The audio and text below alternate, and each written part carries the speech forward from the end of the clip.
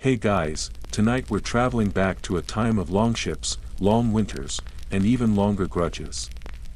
You're about to become a Viking Shieldmaiden, not by choice, but because fate and a rather abrupt midwife have thrust you into the cold world of the north. Outside, the snow is falling sideways, and inside, the fire barely wins its fight against the chill. Your mother grips the wooden edge of a bed made from pine logs and prayers, and you, well, you're already yelling before anyone has time to slap you, so, before you get comfortable, take a moment to like the video and subscribe, but only if you genuinely enjoy what I do here. Drop your location and what time it is where you're listening. Are you listening under a blanket? In a hammock? On a creaky ship deck? I'd love to know. Now, dim the lights, maybe turn on a fan for that soft background hum, and let's ease into tonight's journey together. You're born into the crackle of fire and the sigh of wind sneaking through thatch. There's no time for a lullaby, just a rough swaddle of fur, a smear of soot on your forehead for luck, and a father who gives a single grunt of approval before returning to whatever terribly important thing Viking men do when they don't know how to hold babies. You're not alone in the room. There's a goat in the corner, staring at you like it's seen things. Your grandmother is already whispering a prayer to Freya under her breath. Or possibly cursing the draft again, it's hard to tell. Either way, you're not exactly born into grandeur, but you are born into expectations. Your family's not royalty, not even minor nobility. But they own land, they own sheep, and your father once shared salted fish with a jarl's cousin at Thing. That makes you someone, or someone adjacent. And that matters. Because the moment you open your mouth and start wailing, people start placing hopes on your little red face. They hope you'll survive the first winter. They hope you'll be tough. And they really hope you're not the kind of girl who cries when it's time to chop off someone's finger for stealing dried cod. Infancy in the Viking world is less about toys and more about surviving long enough to be noticed. The crib is a carved wooden box beside the hearth, stuffed with straw and rabbit pelts. You share the space with a wooden fox carved by your brother, who broke its tail off during a tantrum and insists it's now a cursed battle fox. Your lullabies are the sound of wind howling through pine, wolves howling beyond it, and your mother softly humming something about how Odin sacrificed his eye, so you better behave. You don't remember your first sickness, but everyone else does. You ran a fever so high the local vulva, Viking wise woman, was summoned. She blew smoke over you, waved herbs in complicated spirals, and muttered something about the child having flame in her blood. That's when people started calling you hot-tempered. Not because of your personality, but because of a dangerously memorable rash. Even as a baby, you're always watching. People notice. She looks like she's judging us, someone says. Your mother laughs. Your father doesn't. Let's hope she judges well, he mutters, staring into the fire like it holds answers or debts unpaid. The longhouse is your entire world. A single room packed with people, animals, weapons, and smells you eventually stop noticing. Smoke stains the rafters and clings to your hair. Dogs curl at your feet. Chickens wander in and out like poorly feathered ghosts. In summer, you might crawl outside onto the hard-packed earth, trying to catch sunlight with your grubby fingers. In winter, you crawl closer to the fire and try not to get stepped on by your uncle, who never quite sees small things. You learn early that crying doesn't get you much. Silence earns you a second slice of dried apple. Laughter earns you attention. But stoicism, biting your lip when you fall or when your brother throws a rock at your ear, that earns respect.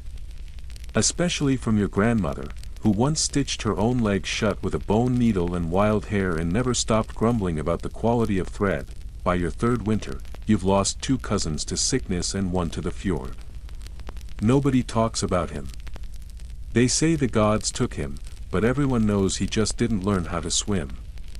You watch your aunts wrap themselves in dark wool, stare into the fire for hours, and mutter about fate. You hear the words WIRD and Hamingja whispered like they're real, physical things. Because they are. Your life is shaped not just by what you do, but by the thread of fate spun before you were even born. And you? Your thread is twitching. Sometimes you're set on a high stool to watch the warriors practice. Sometimes you're plopped in the mud with other children, given a stick, and told to pretend it's a sword or a loom shuttle, depending on which aunt is supervising. Either way, you start to notice something. Some girls are delicate. Some are quiet. And then there's you, covered in dirt, daring the boys to climb higher in the tree just so you can push them off. There's a moment, one crisp morning, when your mother catches you chewing on a fishbone, face smeared with berry juice and soot. She doesn't scold. She nods once and says, "You'll either marry a berserker or become one."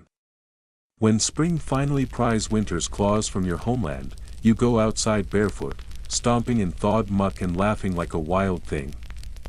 The adults watch, shaking their heads. "She'll be trouble," they say.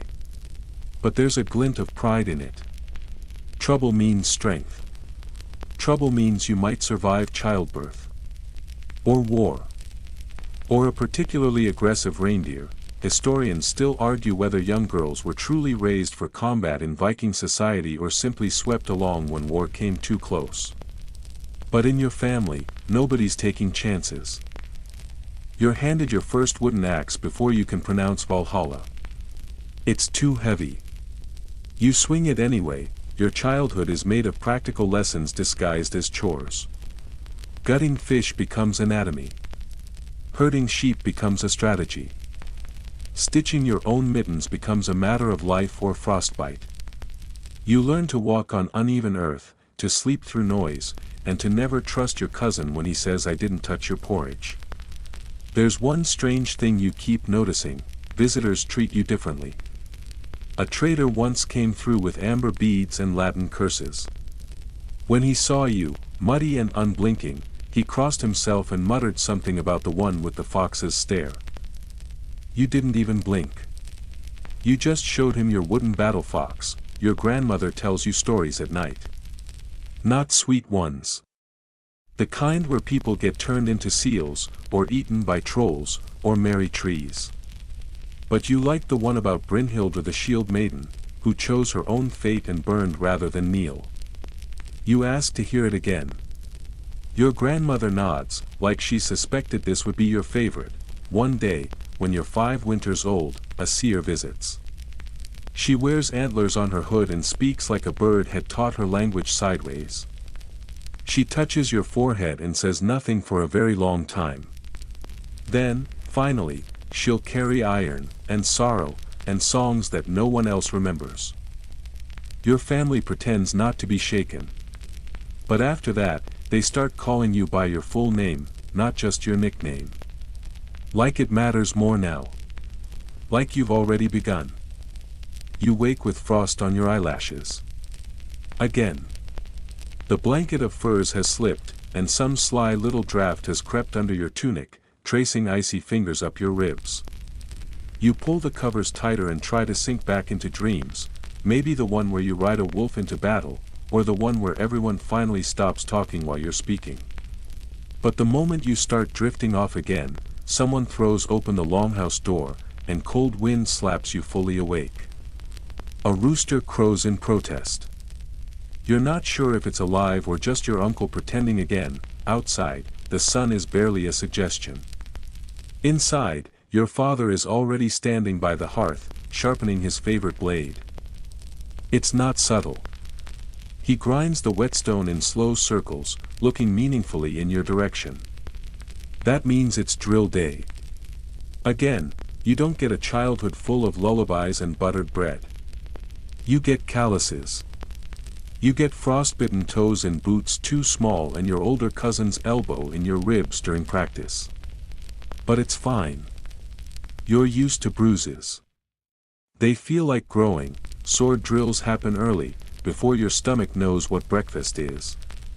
You're handed a wooden blade and told to stand straight, square your shoulders, and breathe from your belly. Not that anyone tells you how to do that. The instructions are vague and barked at full volume by someone who smells like onions and war trauma. Again. The trainer yells, you swing. Your grip's too tight. Your balance is off. He corrects you with a stick to the thigh. It's supposed to be motivational. You do better the next time. Some days you train with boys. Some days with girls. Some days with both, though they always put the loud ones together. You get grouped with Fridays, who kicks first and apologizes never. She becomes your best enemy friend. You steal her better boots once. She steals your blanket for a month in return.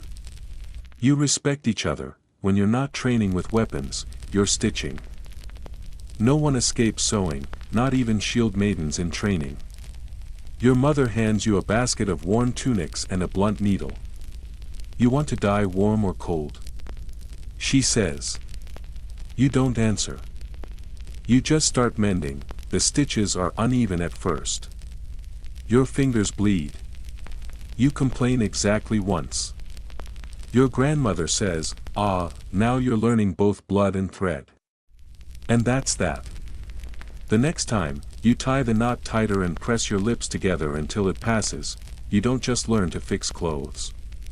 You learn to weave stories.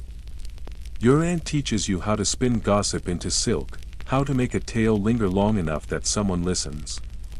A shield's useful, she says, but a well-timed rumor will get you fed and feared. Still, you prefer axes to embroidery hoops. You'd rather split wood than boil roots.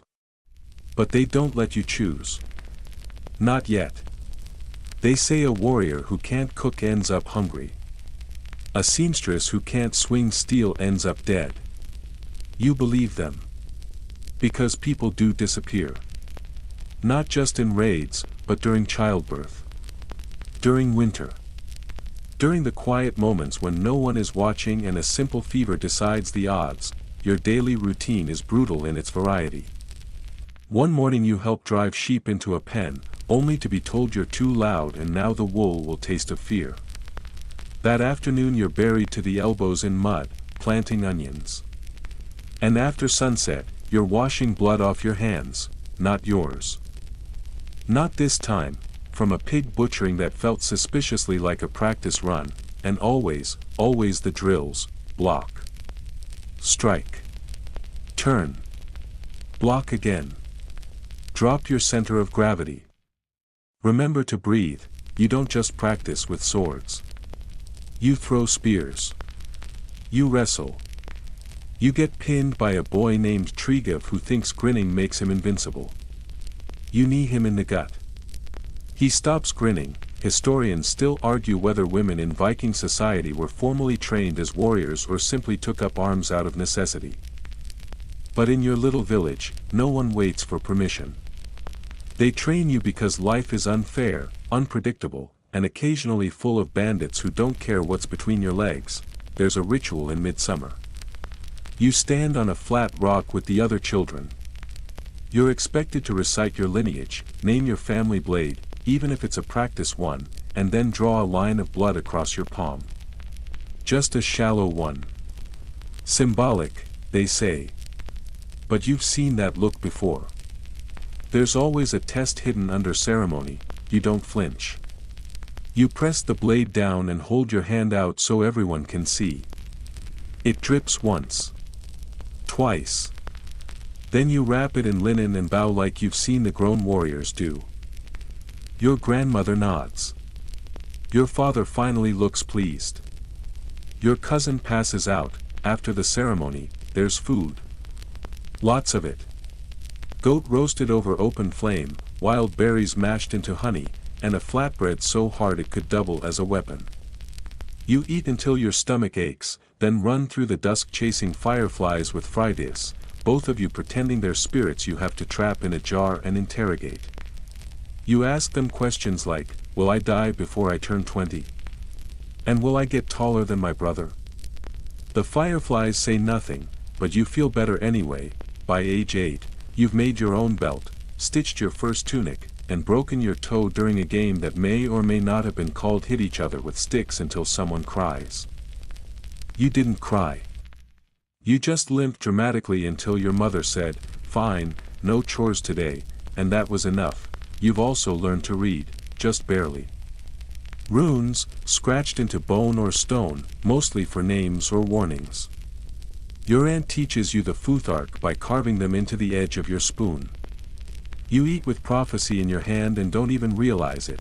Sometimes, during quieter moments, you hear stories of places beyond the sea. Francia. Miklagard. Ireland. You hear about monks with strange haircuts and golden cups. About silk so soft it slides through your fingers like wind. You don't quite believe any of it. But you hope. You hope the world is big and that someday your boots will find more than snow and pine needles. You make your first kill when you're 9. A fox, probably rabbit. It snarled and lunged near the henhouse, and you threw a spear like you'd practiced 1,000 times. It stuck deep in its side, and it fell without a sound. Your father skinned it and told you, you aimed well. That means you cared. You didn't cry until much later, when you found one of its cubs dead beside the path. That night, you sat by the hearth and mended a tear in your sleeve. Thinking about how easy it is to destroy something. And how hard it is to fix anything at all, you've also learned the sounds of grief. Your neighbor's daughter died that winter, and the wails echoed through the valley. You brought bread. You sat beside the fire. You said nothing. That was the right thing to do. Silence, you're learning, is a kind of thread too. Your body is changing. Longer legs. Broader shoulders. Your fists feel heavier, more real. You're almost 11, and someone jokes that you'll make a fine bride. You spit in the dirt and say, "Let him bring his own sword." They laugh. But you mean it. Friday says she wants to marry a farmer so she never has to fight again. You say you'll marry someone who's already dead so there are no surprises. The goat bleats like it agrees. One evening, after too much salt pork and too little supervision, you and your cousin sneak to the cliffside where the sea crashes below. You dare each other to shout your names into the wind. You don't just shout. You scream. Loud enough to scare birds into flight. Loud enough to feel real. Loud enough that, for a moment, you believe the gods heard you, and maybe they did. Because the next morning, a ship arrives at the shore. Black sails. Unfamiliar shields. Traders, yes, but one of them carries a curved blade you've never seen before. And it glints like the sea's teeth. You stare. You remember it. Later, much later, it'll be the shape of your dreams. Not a weapon. A doorway. For now, you return to training. Bleed a little more. Stitch a little faster. Listen a little closer, because girlhood here doesn't last long. Childhood ends the moment you realize the world isn't fair, and decide to stand anyway. The naming rock waits at the edge of the forest, half swallowed by moss and shadow. You've passed it before, countless times, pretending not to stare. It doesn't look like much, just a dark, low slab of stone with a split down the center, like the gods once tried to break it in half and gave up halfway through. But everyone knows its true weight isn't in the rock itself. It's what it demands of you. You're nearly 12 now, which means it's time. You knew it the moment your father sharpened his blade in silence last night. You knew it when your grandmother set out the heavy wool cloak lined with fox fur, only used for rites. And you knew it when your mother kissed your forehead and said nothing. Because there was nothing left to say, you eat a hard crust of bread that tastes like dust and nerves. No one joins you at the table. This is your morning. Your trial. You leave the longhouse with nothing but a hunting knife, a piece of red thread wrapped around your wrist, and a name that's about to change. In Viking culture, you're not truly someone until you've earned your Haiti, your adult name. Everyone has a childhood nickname, often ridiculous, sometimes embarrassing. You've been called Moth Eyes since you were 3, after staring too long at a candle and then crying because it disappeared when you blinked. You hate that name. You want one that tastes like iron, not ash.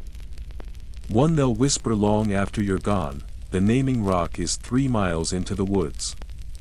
You walk alone. That's part of it, no guidance, no shortcuts.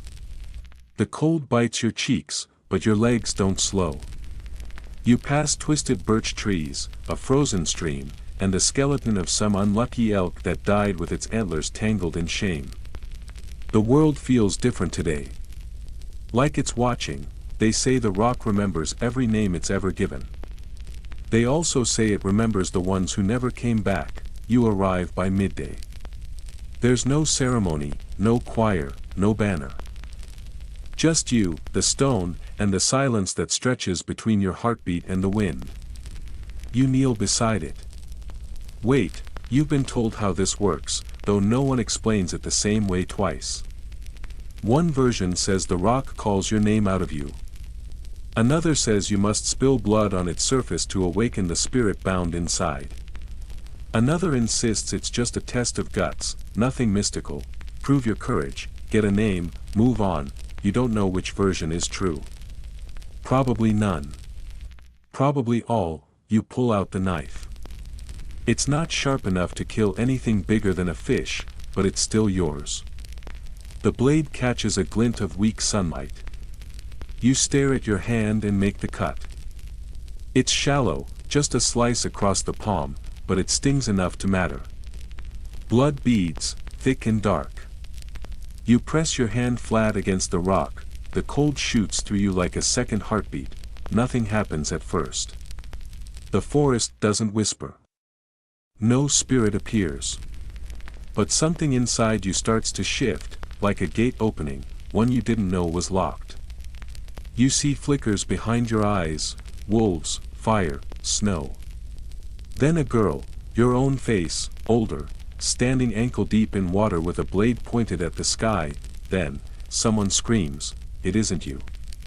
It isn't human." You whirl around. The forest behind you is empty. But the hairs on your arms rise like they've heard something ancient. You feel the pressure of your eyes, but no form. A voice rustles through the birches, not in words, but sensation. Cold. Hunger. Judgment. You speak your name aloud, your childhood one, just to anchor yourself, and then you do something foolish. Or brave. Or both. You speak the name you want, it comes from nowhere. From deep in your ribs, in that place where your laughter hides when you're sad. You don't remember ever hearing it, but it fits. You say it again, the wind drops dead. The forest holds its breath, then the split in the stone hums, barely audible, like a bee stuck underwater. Your blood has pooled in the crack. You swear it moves, you don't wait for applause. You back away slowly, keeping your eyes on the trees, your knife in one hand, your courage in the other. When you finally turn, you don't run, but your legs carry you faster than they should. The path home feels longer, more twisted. You're not sure if it's the same trail. You don't care. You move. When the longhouse comes into view, you're breathless, muddy, and grinning. Someone sees you, your aunt, maybe, and raises a horn. A howl follows, then laughter. You've returned. And that means something. That night, the hearth fire was built higher. Your family circles around while the vulva, yes. The vulva, ties red thread around your arm, the same color as the blood you spilled. She chants your new name 3 times. It echoes, you've been renamed. You are now your true self. It's hard to explain what changes. Nothing, and everything. People speak to you with a slight pause now, like your words might carry more weight. Your brothers stop calling you Moth Eyes. Even Friday starts referring to you by the new name, though she still elbows you too hard during chores. The name travels. Traders whisper it. Storytellers exaggerate it. One version has you wrestling a ghost bear at the naming rock. Another claims your blood made the stone weep. You never correct them, weeks pass. The snow begins to rot into spring. You wake each morning and hear birds again, not just the wind. You train harder now. They say a new name is like a new sword, sharp, risky, full of possibility. You swing yours with pride, but names have rules. With a name comes responsibility. You're expected to defend it. If someone mocks it, you must answer. If someone honors it, you must live up to it. One afternoon, a boy from another village sneers when he hears your name. He says something about girls and ghosts, something sloppy and meant to sting. You throw him into the mud. You don't draw blood. But he doesn't laugh again. A few nights later, your father takes you aside. He pours you a cup of mead, your first. It's not the name that matters, he says, watching the fire curl around the logs. It's how long people say it after you're gone. You nod. You don't really understand yet. But you will. You begin to dream differently after the naming. Not just nonsense visions, but vivid flashes. A battlefield soaked in red. A ship slicing through mist. A silver coin with a face you almost recognize. You wake up shaking, not from fear, but from some deep certainty that what you saw was real, even if it hasn't happened yet. Your grandmother says that's normal. The name cracks you open, she mutters while stirring broth. Let things in. Some of the adults start treating you like one of them. They ask for your opinion during strategy discussions. They stop shielding you from bad news. You learn that two neighboring clans are feuding over river rights. You learn someone's been stealing iron tools. You learn that not every problem is solved with an axe. There's one more test, though no one calls it that. One morning, you're sent to deliver wool to an old woman who lives beyond the marsh. She's harmless, they say. Just watch for the bog. What they don't tell you is that the path there winds through a patch of woods people don't speak of. Trees twisted the wrong way. Stones that move if you blink. You go anyway, the old woman is real. The wool is accepted. But the way back feels longer. You hear footsteps that aren't yours. A whisper that uses your name, your new one. You turn once. You see a face in the trees. Yours, but wrong. Smiling too wide, you don't scream. You bow to it, it vanishes, you walk faster. When you return, the elders nod. No one says anything. But they knew. It was part of the journey. Historians still argue whether Viking naming rituals were mystical, symbolic, or purely social. Whether children took on warrior titles or simply inherited nicknames. But standing here, watching your name burn on someone's lips, it doesn't feel like a debate. It feels like something carved in bone and wind. You carry your new name like armor. Not heavy, but protective. Not flashy, but true, and the rock remembers, so do you, and the rock remembers, so do you, but memory, like names, doesn't always stay fixed. Some days you find yourself reaching for the echo of who you were, Moth Eyes, the one who watched and wondered and feared. Now, people expect certainty when they speak your name. They expect steadiness. Power. Direction. But you're still just one person, and sometimes your hands tremble, not from cold, but from the weight of being seen. You don't tell anyone that the face in the trees still visits you, now and then. It doesn't speak. It just watches. Its smile is still too wide, but not cruel. Almost curious. Like it's waiting. You haven't figured out what it wants. Maybe it's a part of you. Maybe it's the piece you left behind, the part that remembers before the naming. You begin carving your name into small things. The hilt of your training blade. A flat stone you keep in your pouch. The underside of a wooden spoon no one uses. Not out of pride, exactly, but as a reminder. That you chose this name. That it rose out of blood and silence and something ancient beneath the moss. Spring creeps forward. You begin walking differently, shoulders straighter, eyes sharper. You still laugh with Fridays and sneak honey cakes from the kitchen when no one's watching, but the village sees it. The shift. You're not a child anymore. You've crossed something, and yet, some nights you still sneak out to the woods. You sit near the rock, not too close, and listen to the wind thread itself through branches. You hum the old songs your grandmother sang. And sometimes, when the moon is low and your thoughts are soft, you swear you hear the rock hum back. Your arms ache. That's the first thing you notice when you wake up, before the cold, before the hunger, before your brother's snoring and the faint smell of burnt porridge from the hearth. It's your shoulders, your wrists, your fingers.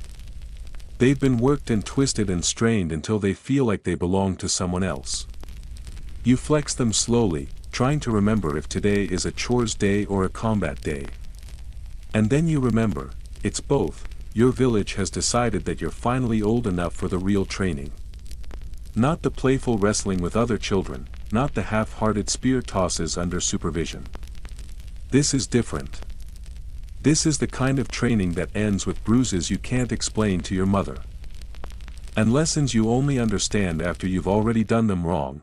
The training field is nothing more than a flattened patch of earth behind the goat pens, but it feels sacred in its own way. Scarred. Earnest. Sometimes the ground is frozen. Sometimes it's mud. Always, it smells faintly of sweat and whatever the last person vomited. And still, you love it. You wouldn't admit that out loud, but your legs practically run there on their own. You get your own axe now. Not a sharpened one, gods no, they're not that reckless, but a weighted, dulled thing with a wrapped hilt and a blade that could still crack bone if swung the right way. It's heavy. It makes your arm drop the first time you try to hold it one-handed. But it's yours. You name it quietly when no one's watching, mouthing the name like a secret spell. Axes aren't elegant. That's the first lesson. They're not about graceful parries or poetic footwork. Axes are for smashing. For cleaving. For saying, I'm here and you'll regret it.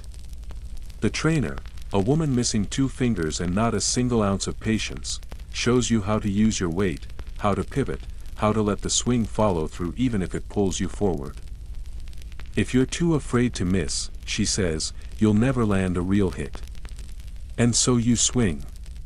You swing until your hands blister, then wrap your palms in strips of rabbit hide and swing again. There's a rhythm to it, eventually.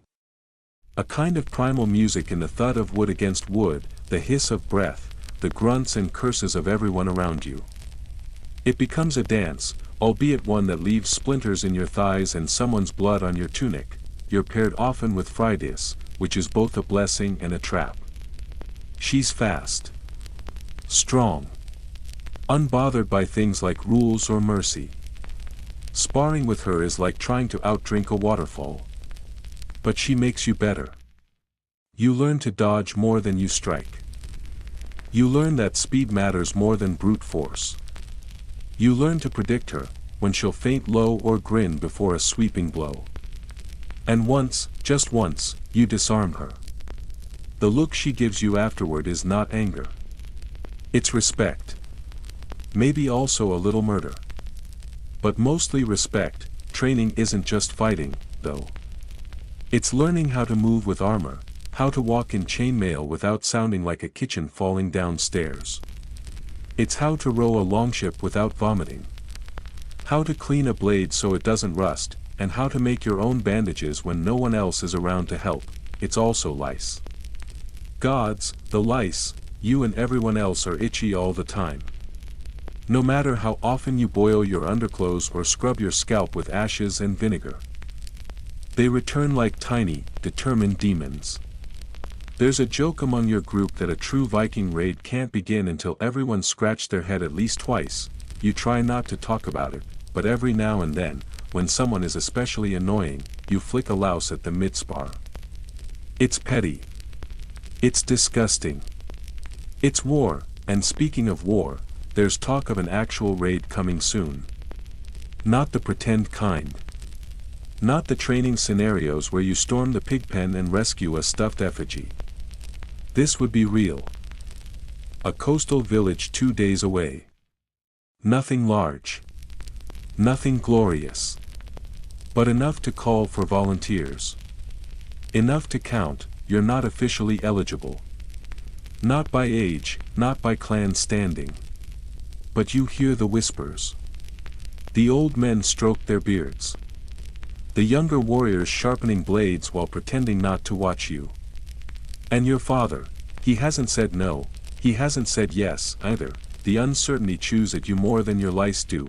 You decide to prove yourself before anyone has the chance to dismiss you. One morning, while the others are still dozing, you sneak out to the woods. You haul your axe, your practice shield, and 2 hunks of stale bread. You build a crude dummy out of bundled reeds and a tunic you never liked. Then you fight it. Over and over. Until your arms burn and your fingers lose grip. Until your braid is fraying and your chest is slick with sweat, you return just before breakfast. Bruised. Muddy. Radiant, the next time the trainer calls for sparring pairs, you volunteer before she finishes the sentence. You face Trigov, the boy who once boasted about killing 3 rabbits in one throw. He's tall now, cocky and broad-shouldered. But he underestimates you, he's on the ground within 2 minutes. The crowd gasps. You don't gloat. You offer him a hand up, then whisper, "That was for the lice joke." He laughs. You walk away. By evening, it's clear you've earned something. Not approval. Exactly, your village doesn't deal in compliments, but a shift in how they look at you. Less child. More storm. When the raid call is finally made, your name isn't on the list. You knew it wouldn't be. But that night, your father sits beside you, sharpening his knife. He says, "They'll need someone strong to hold the home while we're gone." Your heart sinks, then he adds, "Unless you think you'd be more use on the boat." You don't answer right away. You stare at the blade's edge. You think about your aching arms, your bruised shins, your sweat-stiffened tunic. And then you nod once. He tells you to be ready by dawn. You don't sleep. You repack your gear 4 times. You oil your axe. You whisper to it. You find the little piece of fox fur that your grandmother tucked in your belt after the naming and tie it tighter. Dawn comes slow, soft, gold-flecked and sharp as flint. You walk to the shore with the others, your boots crunching over frost, your breath ghosting in front of you. The longship waits, black hull yawning, sail furled. You've seen it before but never from this angle, never as one of the crew. You're not given a place of honor. You're wedged between 2 sweaty cousins and a barrel of salted fish that leaks. But it doesn't matter. You grip the oar when they tell you to. You row in time. You endure the splash of the freezing sea and the grumble of stomachs. And when someone starts a chant to keep pace, your voice joins theirs, hoarse, defiant, alive. The voyage is rough. The sea is not kind. But your stomach holds. You chew dried meat and stare at the horizon like it's a promise. You've never been this far from home. That night, you sleep under the stars, with your axe as a pillow and fry dish curled beside you like an angry cat. She doesn't say much. She just mumbles, "Don't get stabbed tomorrow," and drifts off. You dream of waves. And wolves. And your own name written in frost, when the target village comes into view. You feel no fear. Only focus. This isn't the full raid, just a test. The leaders want to see how you move, how you adapt. You and a handful of others are tasked with a quiet approach. No fire. No shouting. Just fast hands, fast feet, and the ability to tell friend from foe in low light. You succeed, you don't kill anyone. Not this time. But you take down a man twice your size with a blow to the back of the knee and a shove that sends him sprawling. You drag 2 sacks of grain to the boat. You rip a ring from a finger and don't ask if the hand was still attached. When you return, soaked and breathless, you're met with silence. Then a nod. Then a horn of warm ale pressed into your hand. No one calls you a child again. Historians still argue whether girls your age truly joined Viking raids or were simply added to sagas after the fact to spice up the story. But standing there, salt on your lips, mud in your boots, and stolen silver in your belt, you don't feel like a legend. You feel like part of the storm. You're not raid hardened. Not yet, but you're raid ready, kind of. You come home different. Not in a way you can easily explain, not taller, not richer, not scarred in any impressive way. But different all the same. You step onto the muddy bank like you belong there, and for once, no one challenges that. Your mother eyes you up and down, says, "Still got all your fingers? Good," and hands you a bowl of stew. That's love, in this house. Your brothers pester you for stories, and you tell them half-truths, the kind that make you sound braver than you felt, but not so brave they stop believing you. And Fridas punches you lightly in the arm every time you exaggerate. Your axe hangs differently on your hip now. Not heavier, just more familiar. You've stopped flinching at sudden sounds. You've started scanning rooftops automatically. You've begun sleeping with one hand under your pillow, palm closed around the blade's hilt. Just in case, you're home, but your feet itch, and you're not the only one. The others who sailed with you form a kind of silent circle, shared glances, inside jokes, a particular way of shrugging when someone says something soft. It's not that you're colder. Just further away. You're thinking about tides when everyone else is thinking about soup. Still, life doesn't slow for your little existential mood. There are goats to herd and shingles to patch. Spring melts into summer, and with it comes the rhythm of growing things, planting, tending, praying nothing drowns or freezes. Your muscles still ache, but in new ways, ways that mean you're strong enough to pull a plow when the ox gets lazy. One afternoon, you're helping your mother tan a hide when a messenger arrives. He's muddy, hoarse, and missing a toe, which no one asks about. He brings news. There's a thing, a gathering of clans, happening 2 valleys over. You've never been to one. You're not technically allowed. But your father says, "We'll need more eyes," and looks at you, so you go. The thing is chaos and glory. Banners flap in the wind. Smoke rises from a dozen fires. Everyone smells like travel and arguments. Warriors posture. Traders haggle. Children dart between tents with sticky fingers and poorly contained joy. You stand on the edge of it all, watching, then you step in. The first thing you learn, no one's going to make space for you. Not physically, not socially. So you make your own. You walk like you belong. You nod like you've always been here. You try not to gape when someone rides past on a black horse with silver bells braided into its mane. You hear stories. Some true.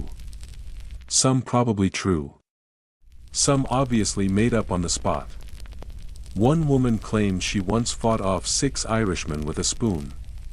Someone else insists he saw a whale so big it swallowed a longship whole and spat out the oars. You don't interrupt. You listen. That's part of how you learn. You find your people around a smaller fire, eating dried fish and throwing bones into a central pit. You sit quietly at first. Then you tell the story of the raid, just enough of it. You include the part about slipping on seaweed and nearly stabbing yourself in the thigh. They laugh. They nod. You're in, but the thing isn't just for swapping tales and sharing goat meat, it's where decisions are made, fines are negotiated. Marriages arranged. Alliances brokered and broken in the span of a single meat-slicked conversation. You watch it happen. You watch the way a man's tone can shape the future. You learn that silence, when timed well, is more dangerous than shouting, and you meet someone, not like that, not yet. But he notices you during a sparring match. Tall. Lean. Wearing a wolf pelt like he earned it. He doesn't leer. He studies. Like he's reading you, you spar. It's close. You almost win. He does win, but only barely. He helps you up. You fight like you mean it, he says. You say, how else is there? He laughs. Not mockingly. Then he asks your name, your real name. You give it. And it feels earned. He doesn't leer. He studies. Like he's reading you, you spar. It's close. You almost win. He does win, but only barely. He helps you up. You fight like you mean it, he says. You say, how else is there?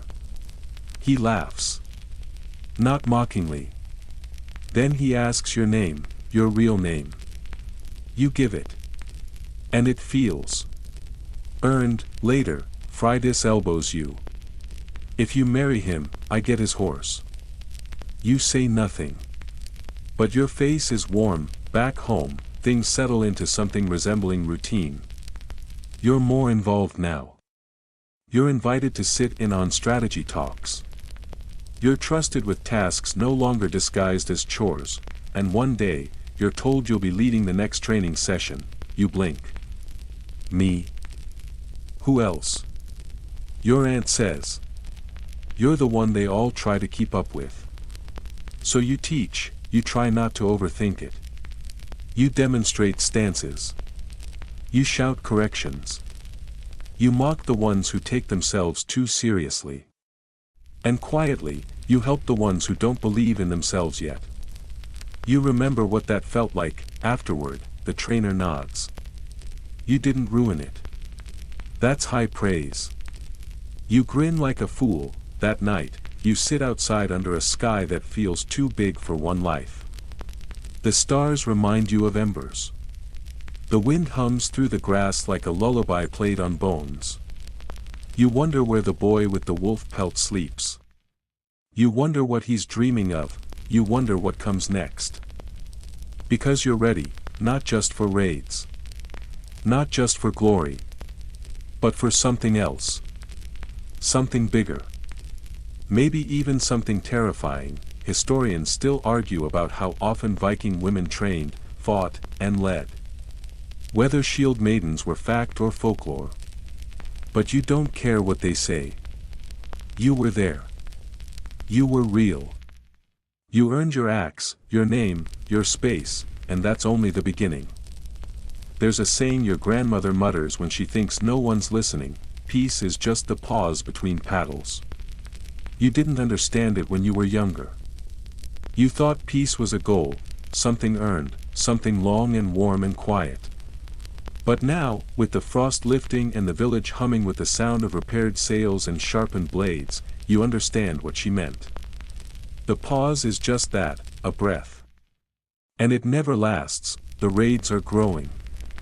Not just in size, but in ambition.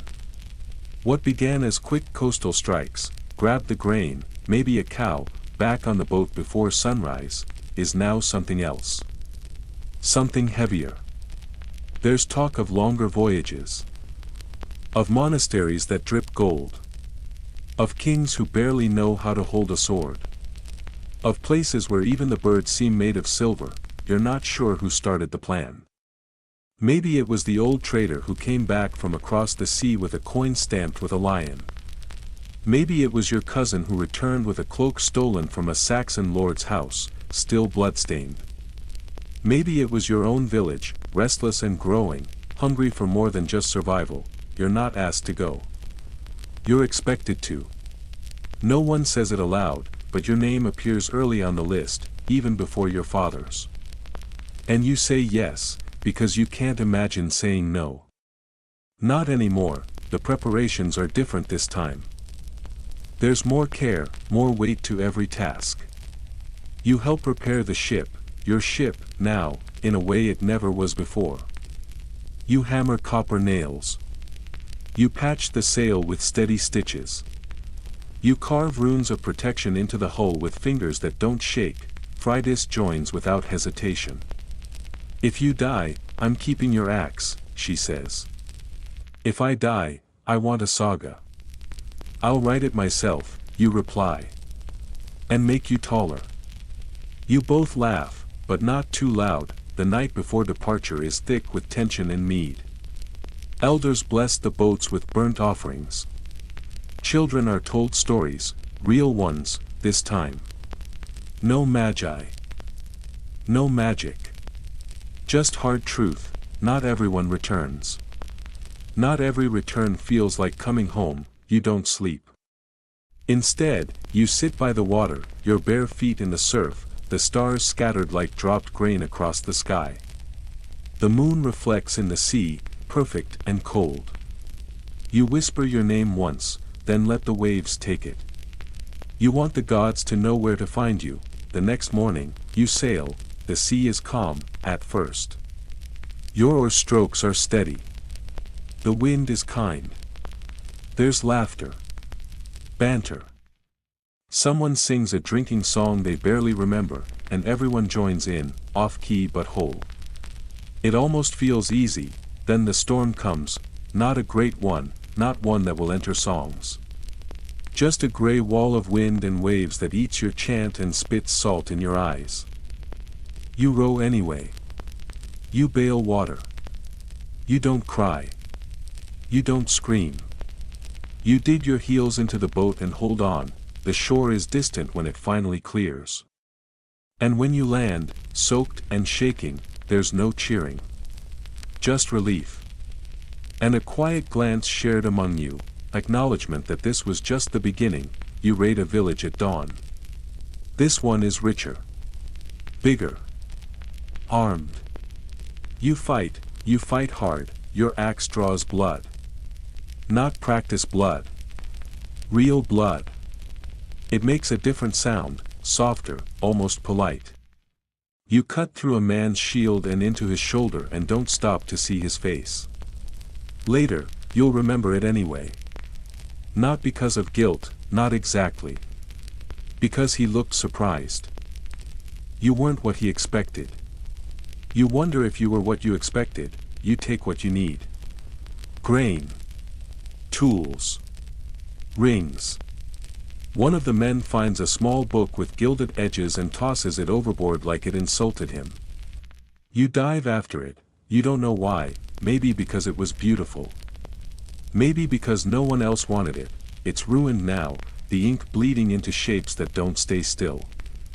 But you tuck it in your pack anyway. You feel better with it near.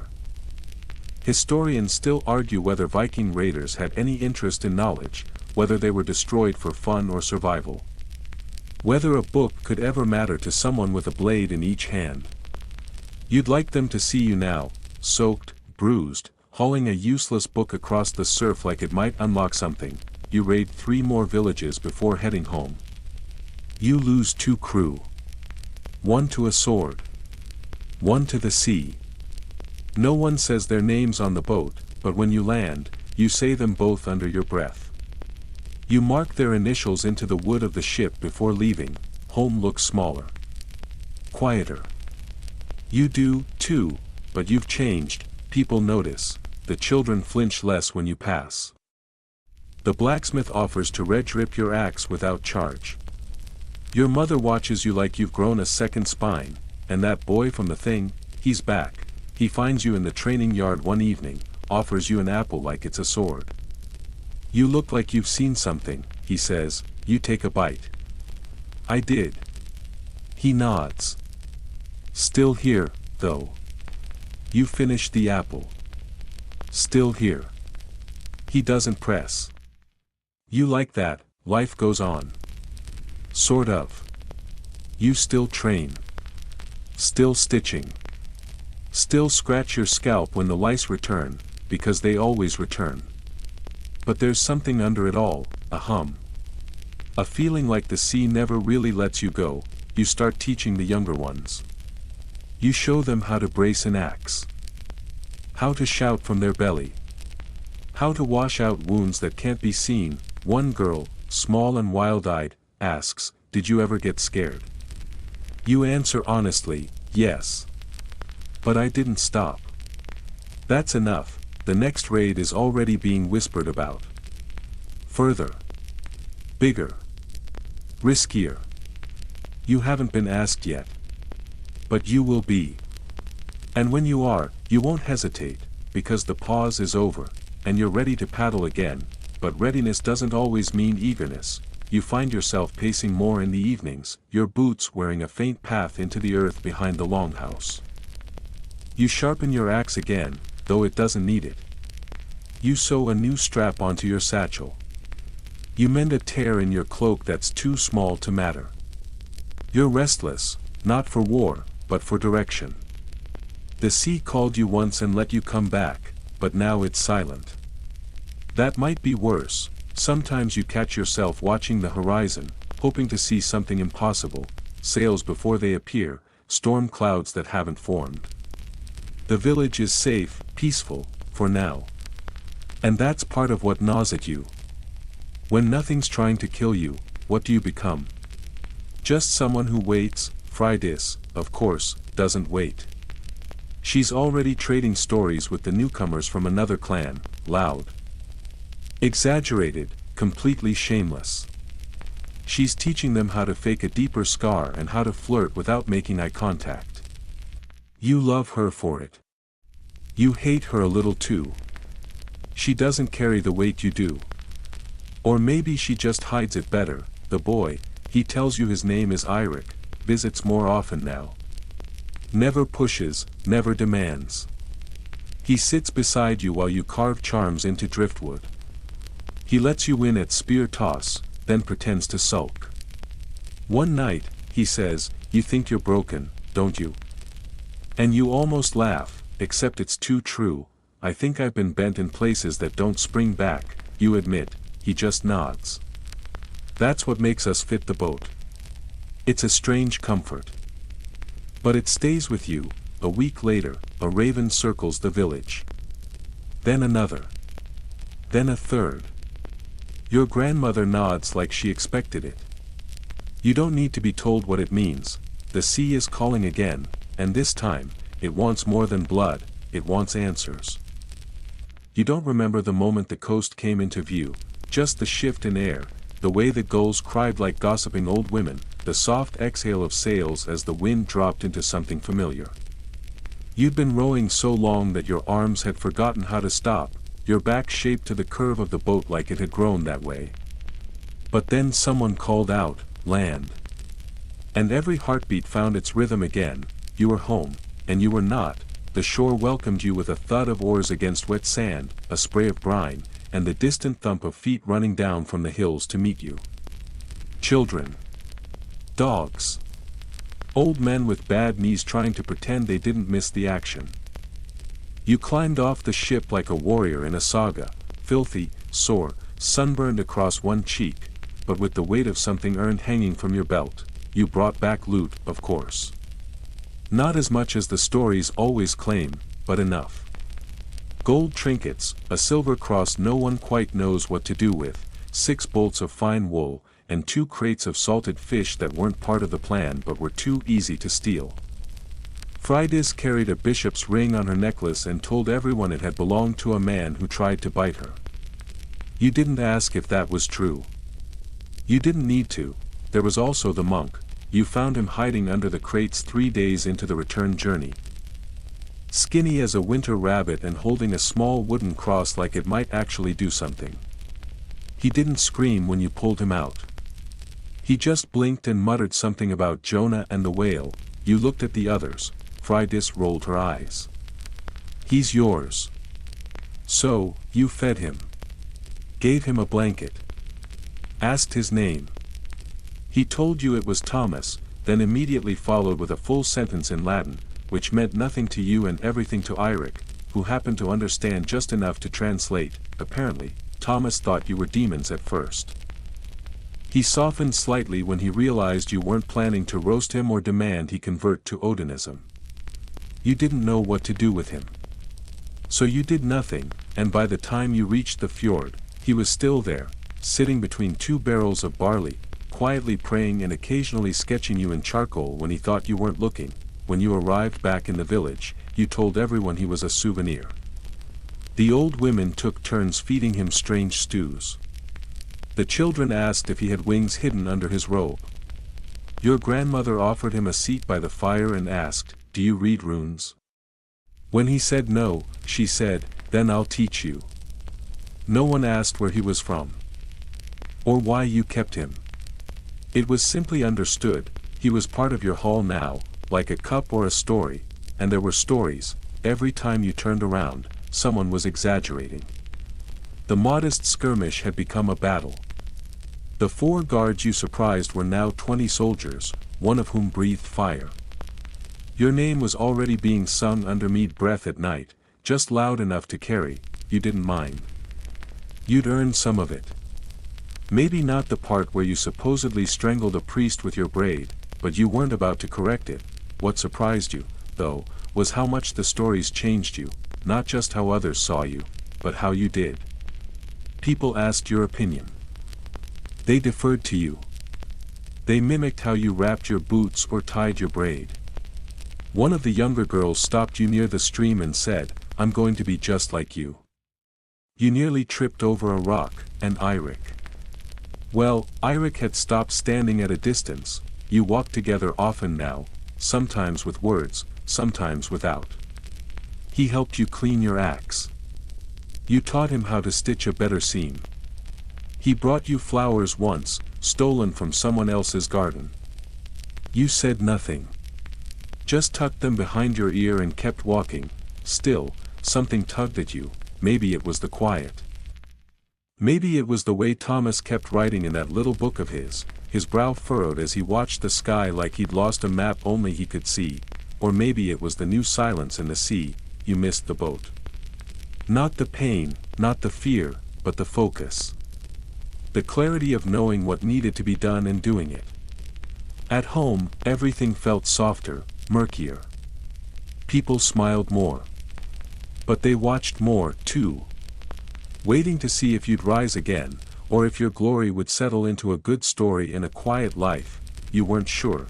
You tried domestic things. You helped with a birth. You made candles. You wove 2 baskets and burned the 3rd. You even helped Thomas patch his shoes. He thanked you in broken Norse. Then offered you a line of scripture in return.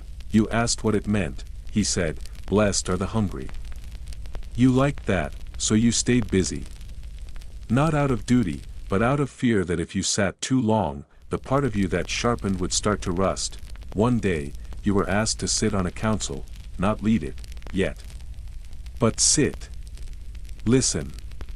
Give your opinion. It was about borders. Someone's sheep had wandered too far. Another clan claimed the grazing field was theirs. It was boring. Political.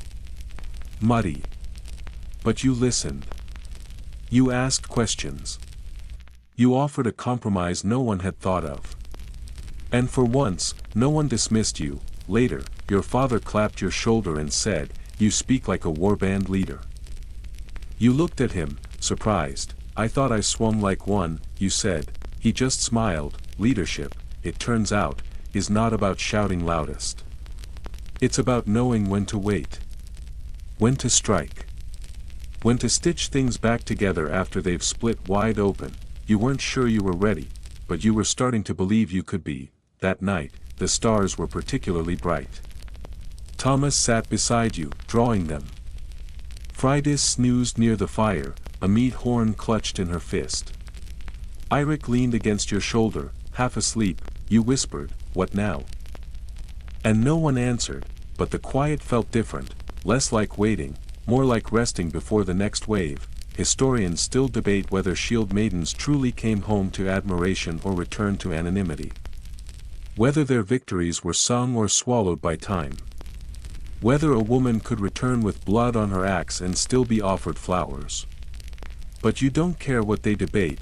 You were there. You brought home more than loot.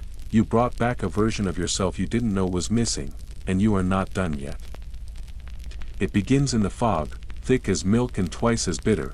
It clings to your skin, seeps into your nostrils, dampens your boots until every step feels like you're walking on old bones. You can't see more than a few steps ahead, but you can hear them, your people, shifting, breathing, whispering prayers between chattering teeth.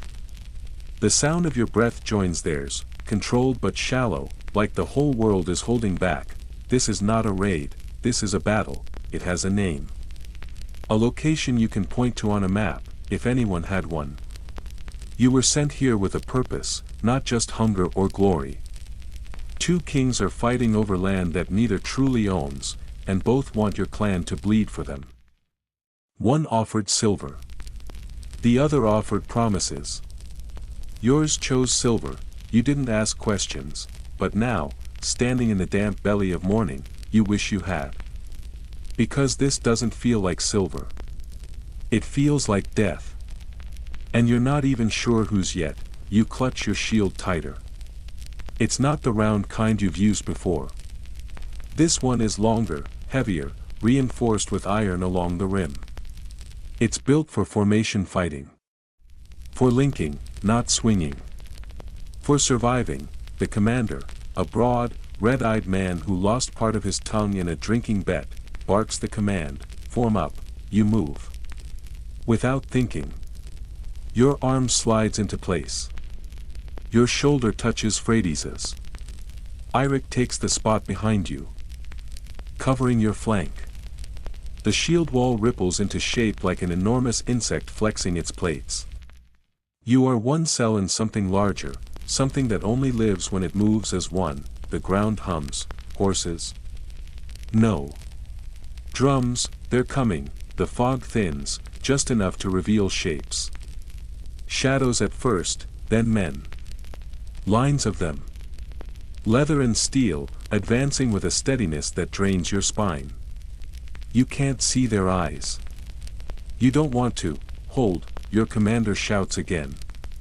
Louder this time. You taste blood. You didn't realize you were biting the inside of your cheek, then it begin. Not with a trumpet or a banner or some grand, noble declaration. Just the sickening crack of spear meeting wood. The first man who strikes your shield hits so hard you stumble back a step. Freydis growls and elbows you forward. You return the favor by shoving her shield into position when someone tries to slip past. It's chaos, but a controlled chaos. That's the terrifying thing. The shield wall isn't just a defense, it's a pressure. You lean into it, push with it, breathe with it.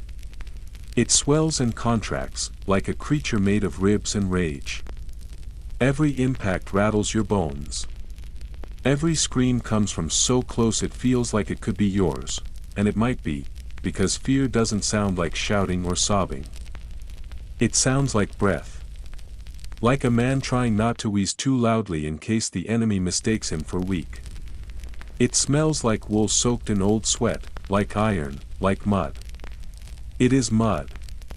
Because within minutes the field is churned into a swamp, and you're ankle deep in the guts of the land itself, you lose track of time. You don't know how long you've been fighting, 10 minutes. An hour? It feels like days. At some point, you stop thinking of them as men. They're just pressure. Just wait. You push. You brace. You scream when someone stabs too low and slices open your thigh. You scream louder when you stay standing. Freydis laughs next to you. You don't know why.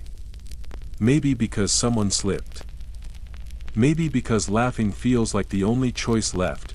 The wall holds, then it breaks, not yours. Theirs, you feel it. A softening. A ripple of confusion. The rhythm on the other side of your shield stutters, then cracks. And suddenly, your line surges forward, not wildly, not recklessly, but with the slow inevitability of a tide returning. You step over bodies. Some moaning. Some quiet. Some so still they don't seem real. One of them has a feather stuck in his helmet. It bobs slightly when the wind shifts. That's what breaks you. You look away, you kill again. Not from hate. Not from anger. But because your shield is up and your axe is in your hand and the man in front of you won't move unless you make him. Eventually, someone blows a horn, you don't know whose, but the fighting stops, just like that. You don't cheer. No one does. You just breathe. Hard. Then harder. Then you fall to your knees because your legs have finally remembered they're exhausted. You pull your helmet off. Your braid is soaked in sweat. You don't care. Friday limps toward you. Her left eye is swelling shut. I bit a man, she says. You nod, on purpose, she adds. You both laugh. It sounds like weeping. Eirik finds you hours later, while you're helping carry the wounded. He wraps your thigh in clean cloth. Doesn't say a word when you wince. Instead, he kisses your forehead, not like a lover. Like a promise. That night, no one sleeps. The camp is too loud with pain and questions and the rustle of rats testing the edge of the light. You sit by the fire, chewing a strip of dried fish so slowly it turns to paste. Thomas, somehow still alive, sits beside you. His robe is stained. His hands are shaking. He whispers something in Latin. You ask what it means. He says, he makes me lie down in green pastures. You ask, is that a good thing? He shrugs. Better than dying on rocks. You suppose he has a point. In the morning, the mist has lifted. The battlefield is visible in full now, which is both a gift and a curse. You count the dead. You stop counting when you reach someone you know. He was only 17. Always whistling. Could never light a fire on the first try. You bury him with his favorite spoon. Back at the village, there's no parade. Just a slow return. People emerge from homes like blinking moles, unsure whether to be relieved or afraid. You go straight to the river. You strip, step into the freezing water, and let the current bite you clean.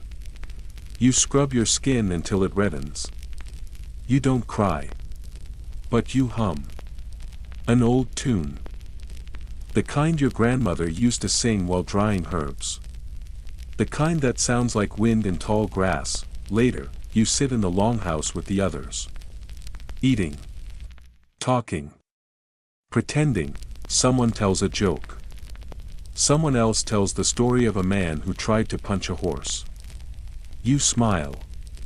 You even laugh once, but your shield hangs by the door, splintered and stained. You can't stop looking at it. Historians still argue over how Viking battles were truly fought, whether the shield wall was as organized as sagas claim, or whether it was mostly chaos stitched together by panic and luck. But you know what it felt like. You were there, you were the wall, and you still hear the silence that followed. Not peace, just the breath between the next blow. The shield still leans crooked against the wall. You haven't moved it. You told yourself you were waiting for a better moment to fix it, but the truth is you're not sure you want to. The crack down its center tells a story more honestly than you could ever put into words. You ran your fingers along it yesterday, again. The splintered grain catches at your skin, as if it remembers how tightly you held it. As if it's not ready to let go either. Frydis, of course, has already painted hers, bright red with a serpent curling around the rim. She says it's protection. You think it's defiance. She's taken to walking around the village like nothing happened. Collecting firewood and flirting with two boys at once. But at night, you hear her stop pacing suddenly, like she just remembered something awful mid-step. Then she starts pacing again. Eirik is quieter, too. He doesn't hover. He just waits. He doesn't ask questions. But when your hand shakes as you try to thread a needle, he reaches over and holds the cloth steady without a word. You think about telling him you're tired, not in the body, that you can handle, tired in the bones. Tired behind the eyes. Tired in the place that used to light up every time someone said battle like it was a prom. But you don't say it, not yet. Instead, you walk down to the river. The same one you bled into after that long march back. The same one where someone, maybe you, once said a prayer to no god in particular, just to keep from cracking in half. You kneel, you pick up a stone, you hold it tight, and then you let it go. The splash is small, but it echoes. Winter doesn't arrive all at once, it creeps in. First the air sharpens. Then the shadows lengthen. Then, one morning, you wake up and your breath hangs in the rafters like a ghost waiting for its turn to speak. You know what that means. You check the stores. You count the fish, the roots, the barrels of salted meat. You try to be optimistic. You fail. The problem isn't what you have. It's what you don't. There's not enough salt, and without salt, meat turns. Fish rots. Hope gets slippery. You remember someone spilling a whole crate of it last summer, Eirik, maybe? Or Fridays. Doesn't matter now. It's gone, and what's left has to be rationed like gold dust. There's a tense meeting in the longhouse. Everyone tries to stay calm. No one really does. Your father says, "We'll stretch it." Your mother mutters, until it snaps. Outside, snow begins to fall, your roof leaks. The wind howls through the cracks like it's hungry too. You try patching it with straw and fabric and silent cursing. It helps, a little. You wear every tunic you own at once. You smell like smoke and wool and quiet dread. The goat disappears on the 5th night. Technically it's not your goat. It belongs to your neighbor, old Hilda, who has one eye and a temper like vinegar. But you all take turns feeding it, because it eats kitchen scraps and yells at thieves, so when it vanishes, it's a problem. And when you find a suspiciously fresh stew simmering outside another house the next morning, 2 doors down. Near the smithy, it becomes a situation. You say nothing, but Friday stares into that pot for a full minute and then mutters, "I hope it kicks someone from the inside." Tensions rise like frost on window panes, thin, silent, impossible to ignore. You learn who sharpens their knives too often. Who hoards their dried apples. Who suddenly becomes generous with turnip soup and suspiciously silent about where they got the turnips. You ration your food.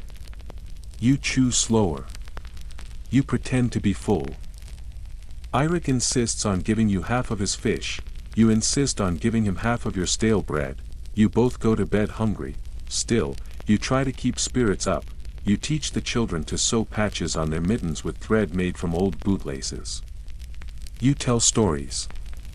You and Friday stage a dramatic retelling of your last battle using carved radishes as actors. Everyone laughs too hard. No one thanks you.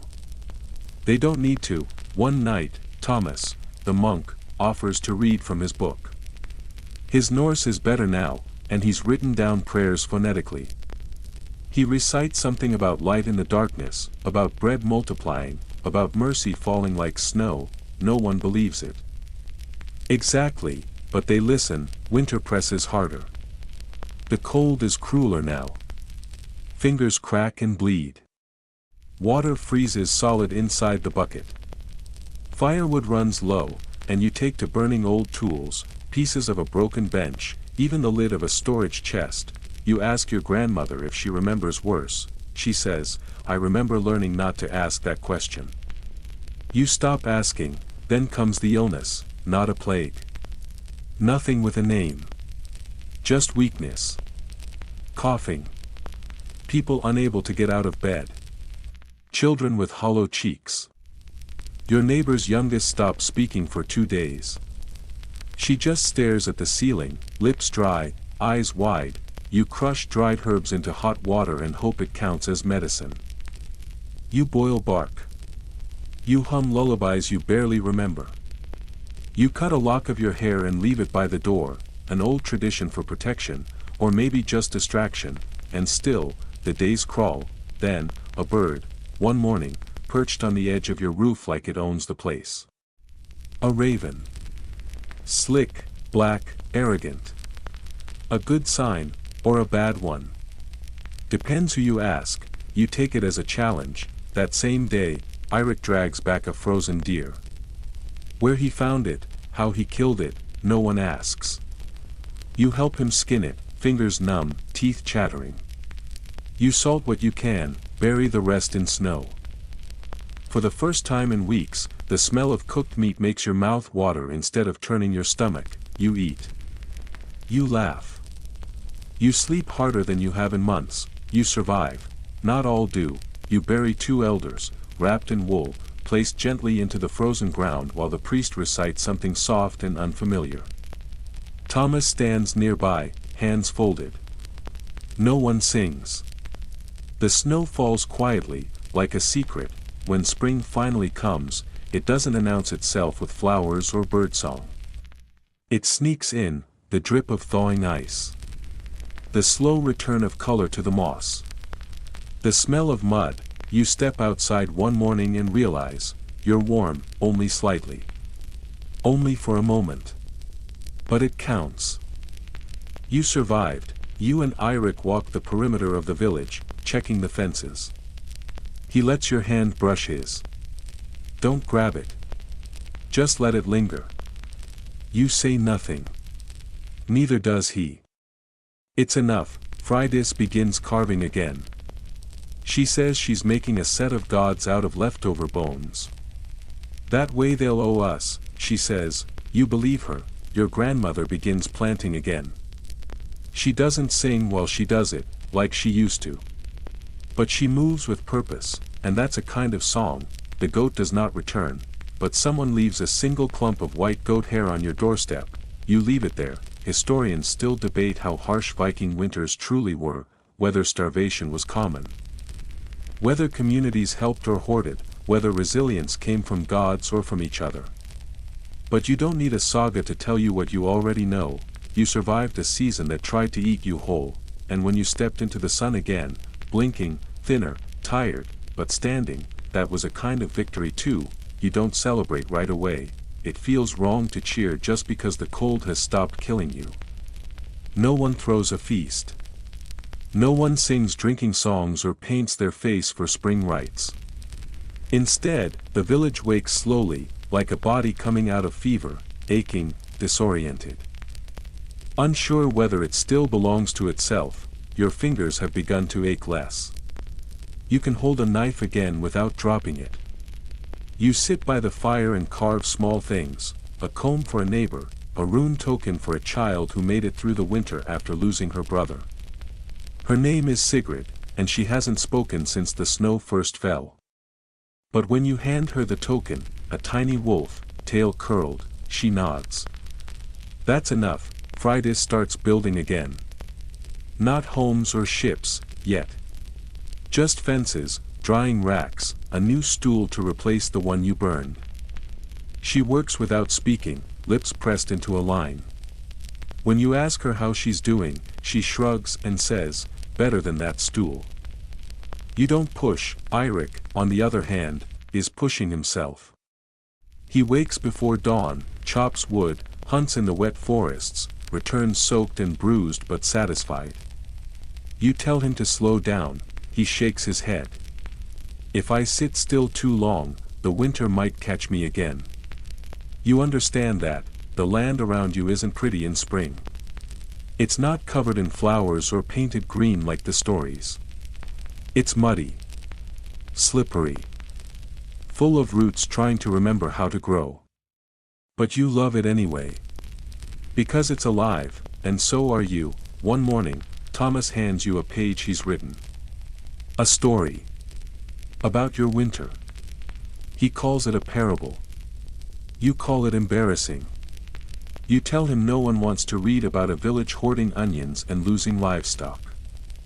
He just smiles. They will. You don't know what he means. But you keep the page anyway. Things begin to move again, boats get patched. Trade routes reopen. Someone finds salt, you laugh. Not at the salt, but at the memory of how much power it held. That something so small, so quiet, could have changed everything. You hold a handful in your palm and think, this almost broke us. It didn't. You've been asked to speak at the next thing, the village assembly. Not as a warrior this time, but as someone who endured. Who helped hold the line when there were no battles to fight, only hunger to share. You don't know what you'll say yet. You help your grandmother plant again. She lets you bury the seeds.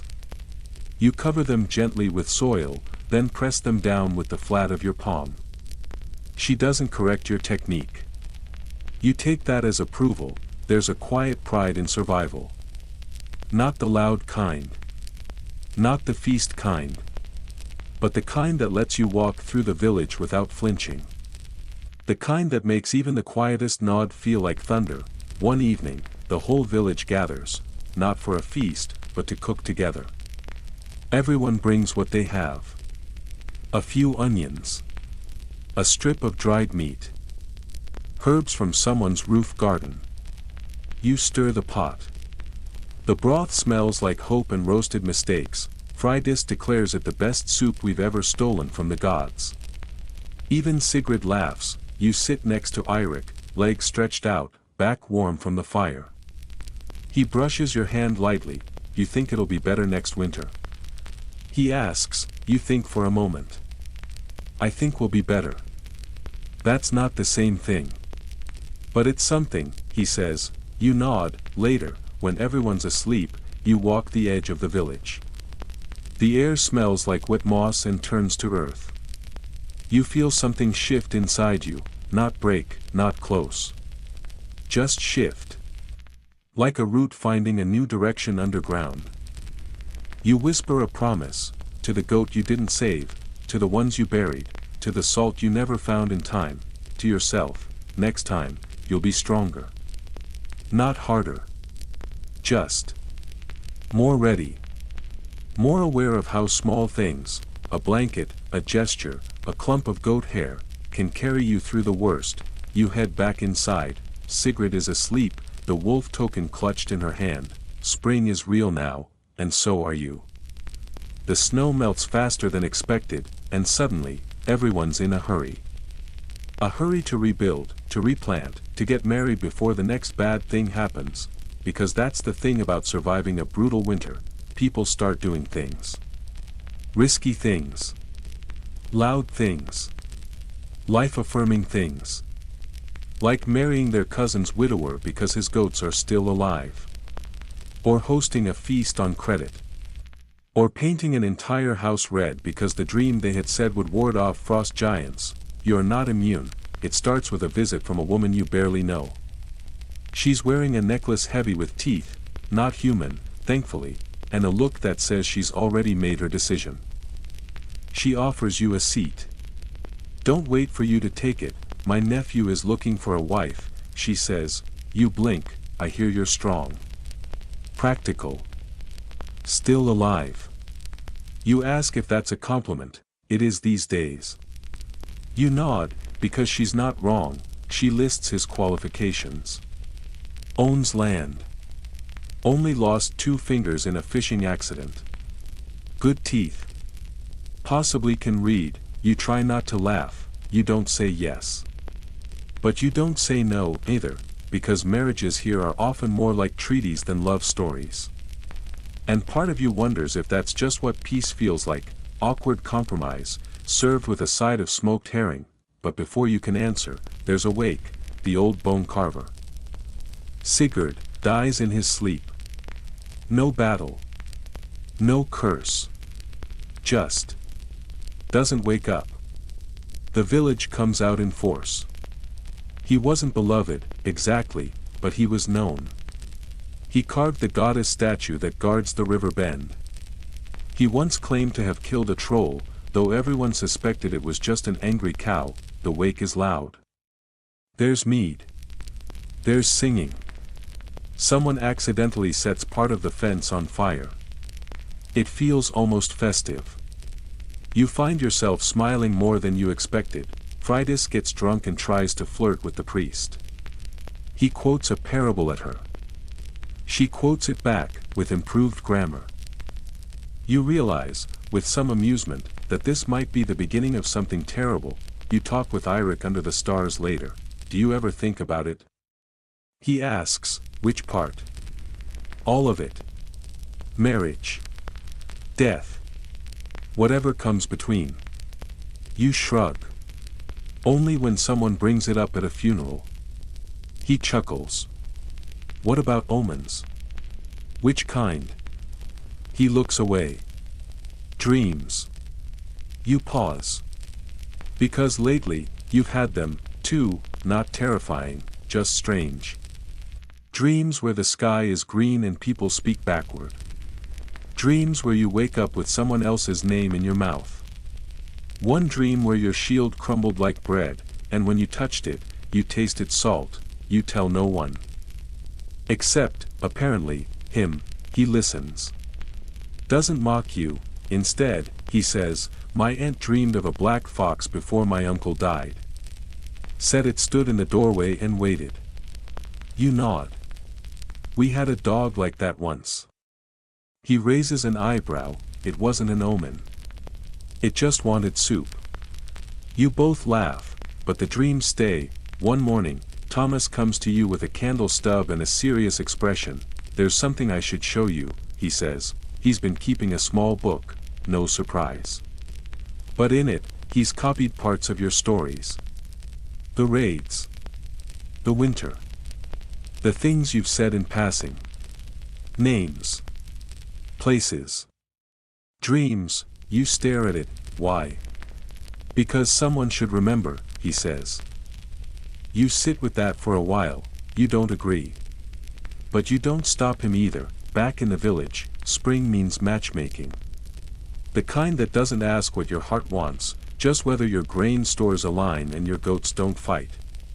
The same woman returns, still hopeful. You finally ask, what's he like? She thinks. Talks a lot. But not badly. Once punched a tax collector. Has strong eyebrows. You ask for a meeting, the nephew turns out to be perfectly average. Broad-shouldered, polite, smells vaguely of cheese. He compliments your boots. Says he's heard you can throw an axe straighter than most men. You consider this. You say, do you snore? He says, like a thunder god. You nod. Noted. He's not terrible, but he's not it. You don't say no right away. You just say, not yet. People call that wise. You call it buying time, because in the meantime, other omens arrive, a raven with a white feather. A child born with teeth. A ring found in the well that no one claims. The village seer declares it's all very significant. Something is coming, she whispers. She always whispers. It's part of her brand. What kind of something? Someone asks, she rolls her eyes.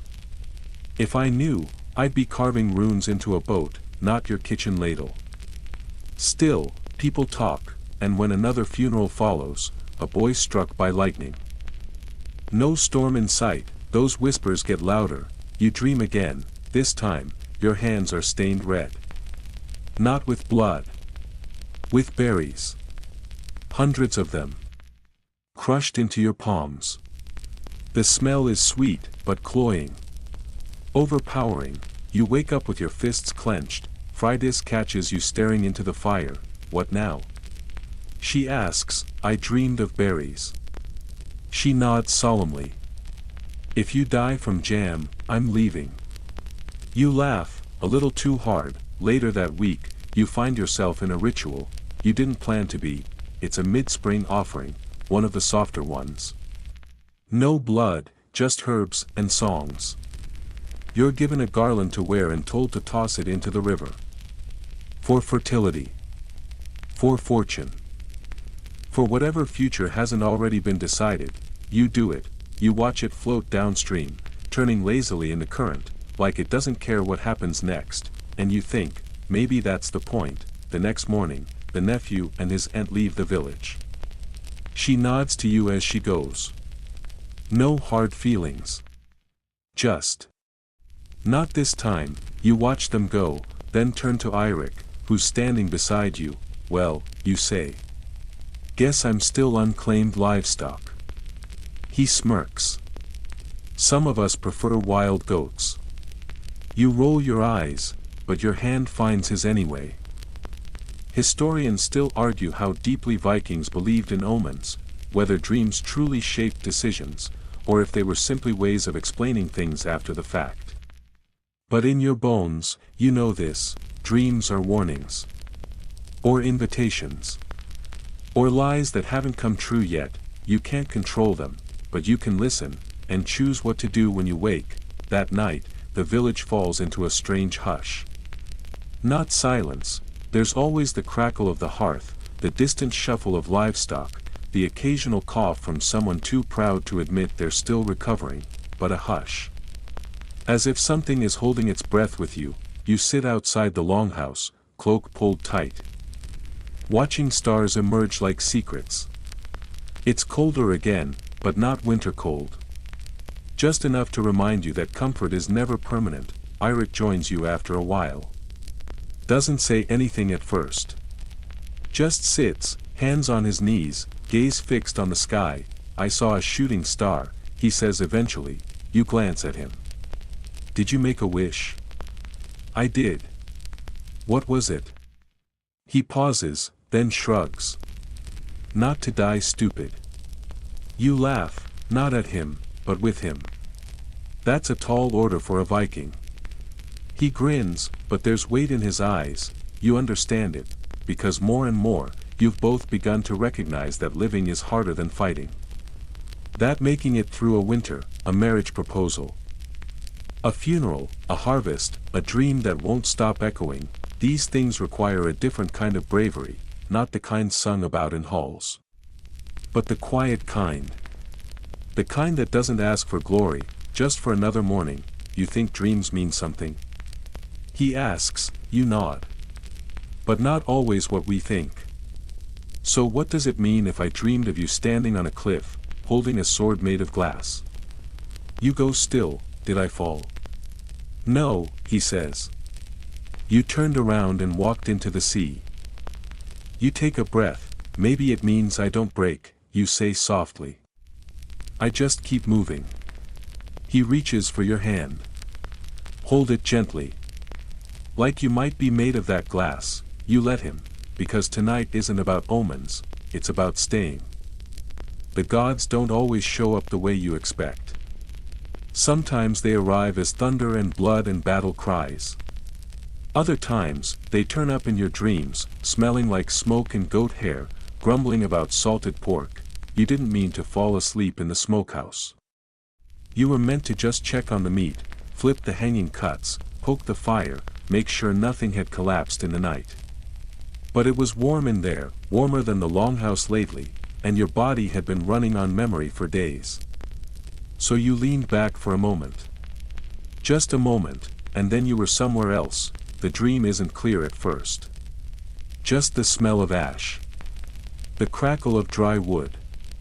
Your hands are sticky with something, sap or blood. You can't tell. There's a figure sitting on a stump ahead of you, backlit by fire, picking his teeth with a bone. About time, the figure says, sorry.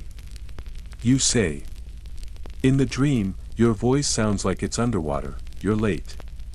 We've been arguing without you. Another shape emerges from the smoke. Taller, leaner, his one eye glowing faintly. He nods at you, as if you're a disappointing but necessary addition to the gathering. You know who they are. Not because they announce themselves, but because you just know. The one with the bone is Thor, hair like tangled wheat, hands like split logs. The one with the eye is Odin, sharp, quiet, always half thinking of something worse. You sit down without being asked. In dreams, you don't question protocol. We were discussing your future, Odin says, arguing about it. Thor corrects. I said you should be a smith. Odin says you're already a tool. Odin does not laugh. You clear your throat. Is this about my offerings? Because I've been. No, Thor waves you off. The goat stew was acceptable. Slightly underseasoned. But this isn't about food. It's about what you do next. You look at Odin. Do I get a choice? You always get a choice, he says. It just usually turns out to be the one we suggested all along. You blink. That's not really a choice, then. He shrugs. Thor scratches his beard with the bone. Here's the thing. You've survived things most people wouldn't. Frost, steel, marriage proposals. And yet, you're still standing. That means something. You nod, unsure whether to feel honored or insulted. Odin leans closer. It means you've got a crack in you. And through that crack, we see possibility. You frown. Crack. I'm not broken. No, he agrees. But you're not smooth anymore. That's better. The dream begins to shimmer. You hear the low murmur of firewood shifting. The scent of real smoke replaces dream smoke. You feel yourself being pulled back. Before you wake, Thor shouts, "Tell Freydis she owes me a mead." You open your eyes. You're in the smokehouse. The fire's nearly out. Your back hurts. And somehow, there's a small scorch mark on your tunic that wasn't there before. You don't tell anyone right away. Because who wants to admit they've been debating fate with fictional men made of clouds and ego? But the feeling lingers. You test it. Quietly, you offer an extra piece of dried meat to the shrine. You carve a rune, Ansaz, the god rune, into the lintel of your doorway. You whisper thanks to the wind when it shifts in your favor, and one night, Freydis catches you doing it. "You've gone soft," she says the woman who leaves apples for the land spirits. She grins. Fair. But then she sobers. You're dreaming, too. You glance up. You've seen them. She nods. They're terrible dinner guests. Thor tried to eat my blanket. You both fall silent. It spreads. Eirik admits that he's been dreaming of ravens perching on every roof. Your grandmother mutters that Odin's been walking the treeline. Even Thomas, ever the outsider, confesses he's had odd visions, fields of iron, a ship made of bones. No one wants to say it out loud, but you all feel it. Something is stirring. The gods aren't just passing through. They're watching. Waiting. Maybe nudging. And the thing about Viking piety is, it's practical. You don't worship with robes and incense. You honor with action. With stories. With naming your sword after a storm and your cow after a goddess. You honor by surviving. By standing. By offering half your food even when your stomach is hollow. You start noticing the signs. A spear falls from the rack without explanation. A stranger with one eye passes through the village and speaks only in riddles. A child draws a picture of a wolf so vivid it scares the dogs, so you lean into it. You clean the shrine. You burn offerings. You ask no favors, just acknowledgement. And you get it, in tiny, unnerving ways, a dream where a wolf walks beside you, silent and calm. A moment in the woods when the wind shifts and carries your name. A whisper that isn't from this world, but doesn't feel unkind. You ask the gods, "What do you want from me?" Sometimes, in the silence after, you swear you hear the answer, "Keep walking." The village doesn't fully understand what's happening, but they feel it too. Tensions rise. Tempers flare. Someone insists on repainting their roof blue because Loki likes blue.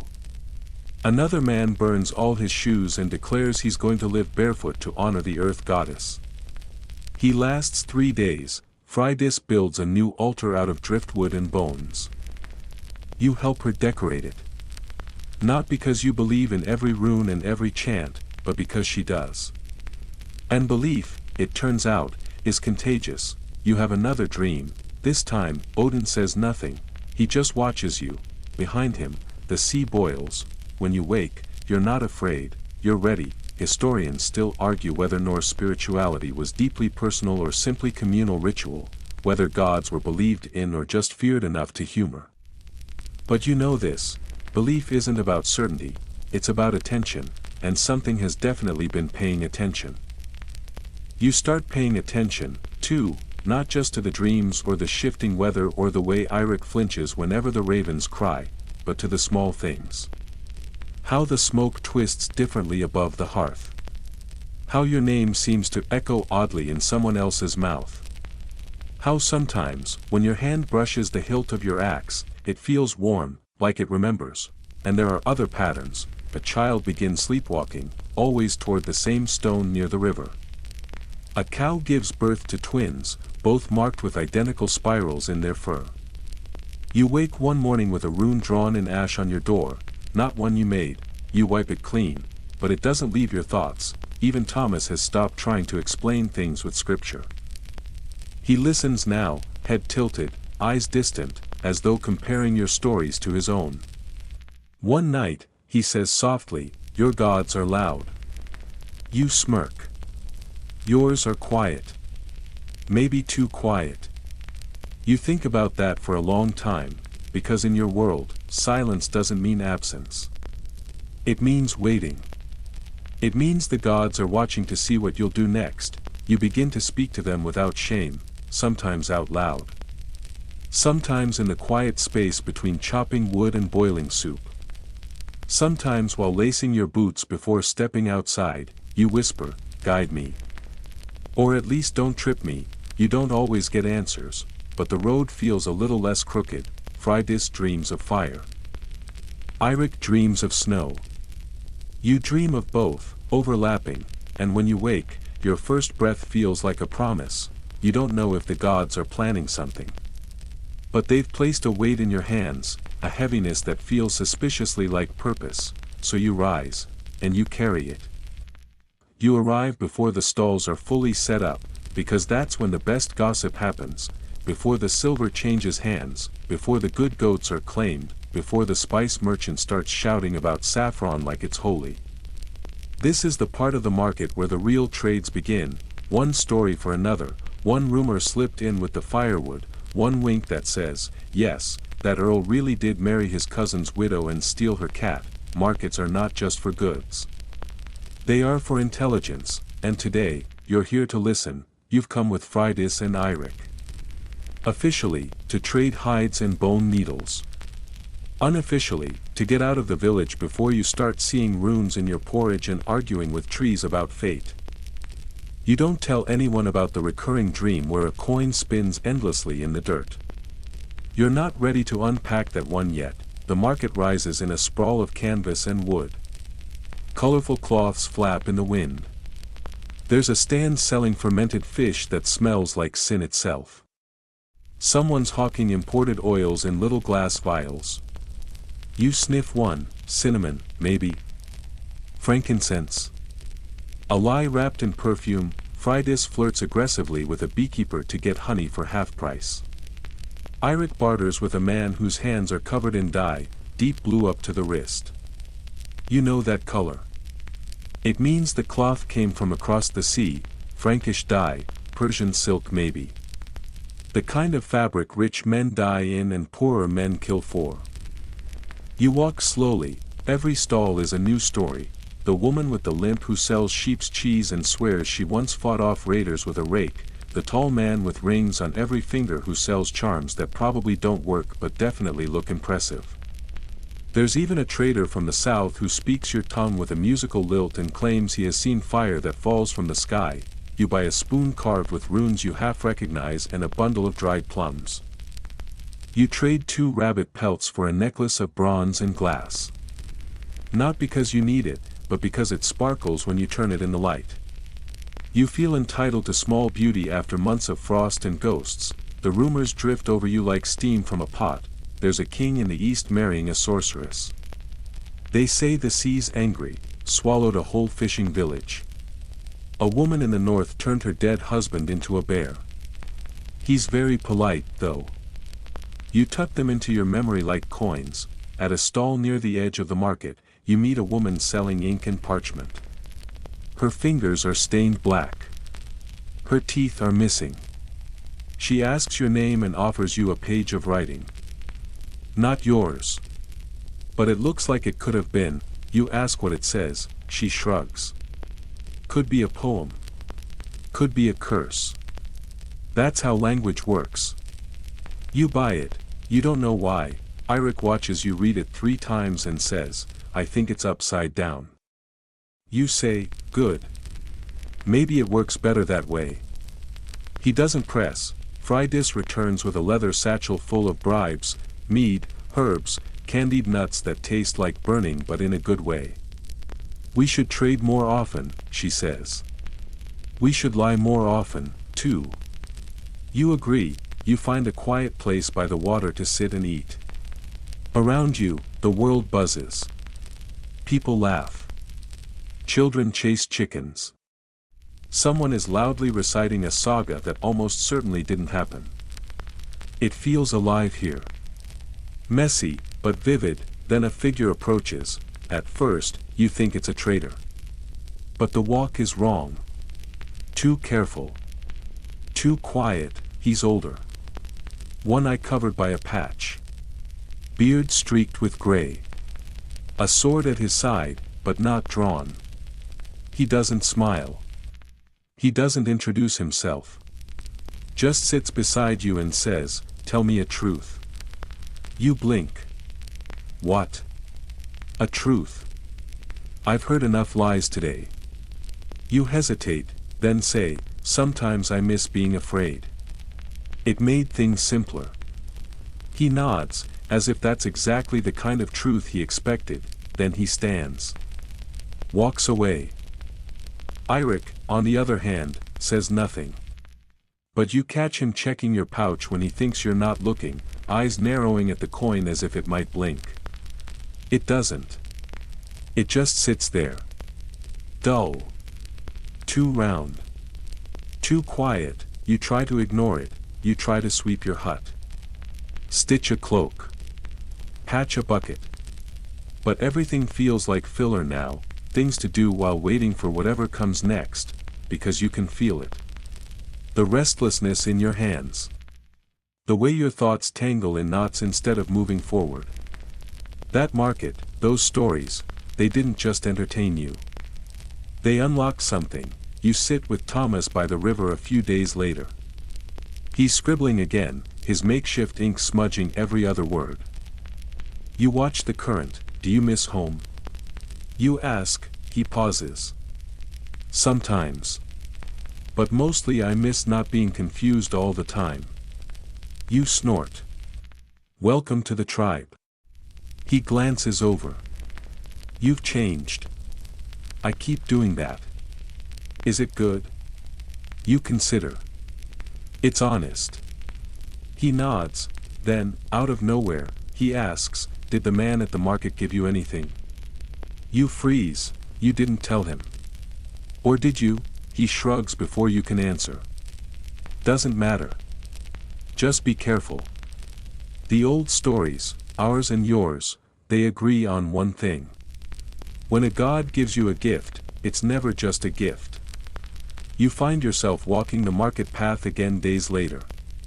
Not physically, mentally. Retracing steps. Replaying conversations. The coin burns colder in your pouch, like it's bored of waiting, so you do something reckless. You sit by your hearth that night and place the coin in your palm. You say, all right. I'm listening. Nothing happens. You wait, still nothing. Freydis comes by, sees you staring at a lump of metal. Trying to hatch it. You roll your eyes. Trying to decide if I'm cursed. She shrugs. Aren't we all? You consider tossing it in the fire. But you don't. Not yet. Instead, you wear it. Not around your neck. Not in some pouch tucked under your sleeve. Just on you. In sight. Let the gods see you carry it. Let your people wonder. If the world's going to watch you, you might as well give it a good show, and it does change things. The coin starts conversations, strangers approach you in markets. Children ask to touch it. Elders murmur prayers when they see it glint. One woman tells you it looks like something from a dream she hasn't had yet. You believe her, You begin hearing stories you're not meant to hear, about kings buying prophecies in bone. About ships sailing with no crew, only teeth. About a land beyond the fjords where the stars hum when you sing, and in every story. There's a glimmer, a coin, a circle, a seal. Maybe like yours. Maybe yours, so you gather these stories, you trade for them like food, you learn to ask the right questions. What was the sky like that day? What did they smell like? What happened after? And then you go home, and you write them down. Or Thomas does. Or sometimes you just say them out loud to Fridas while she sharpens knives and pretends not to be invested. You become a trader, too, not in fish or furs, but in myths. You start understanding that secrets are currency, and you're getting rich. The dreams shift again, they're longer now. More vivid. Sometimes they wake you with your breath caught behind your teeth, as if your lungs forgot the rules of sleep. Other times, you wake calm, too calm, as if you've just returned from somewhere sacred and strange and don't want to be back in your own skin.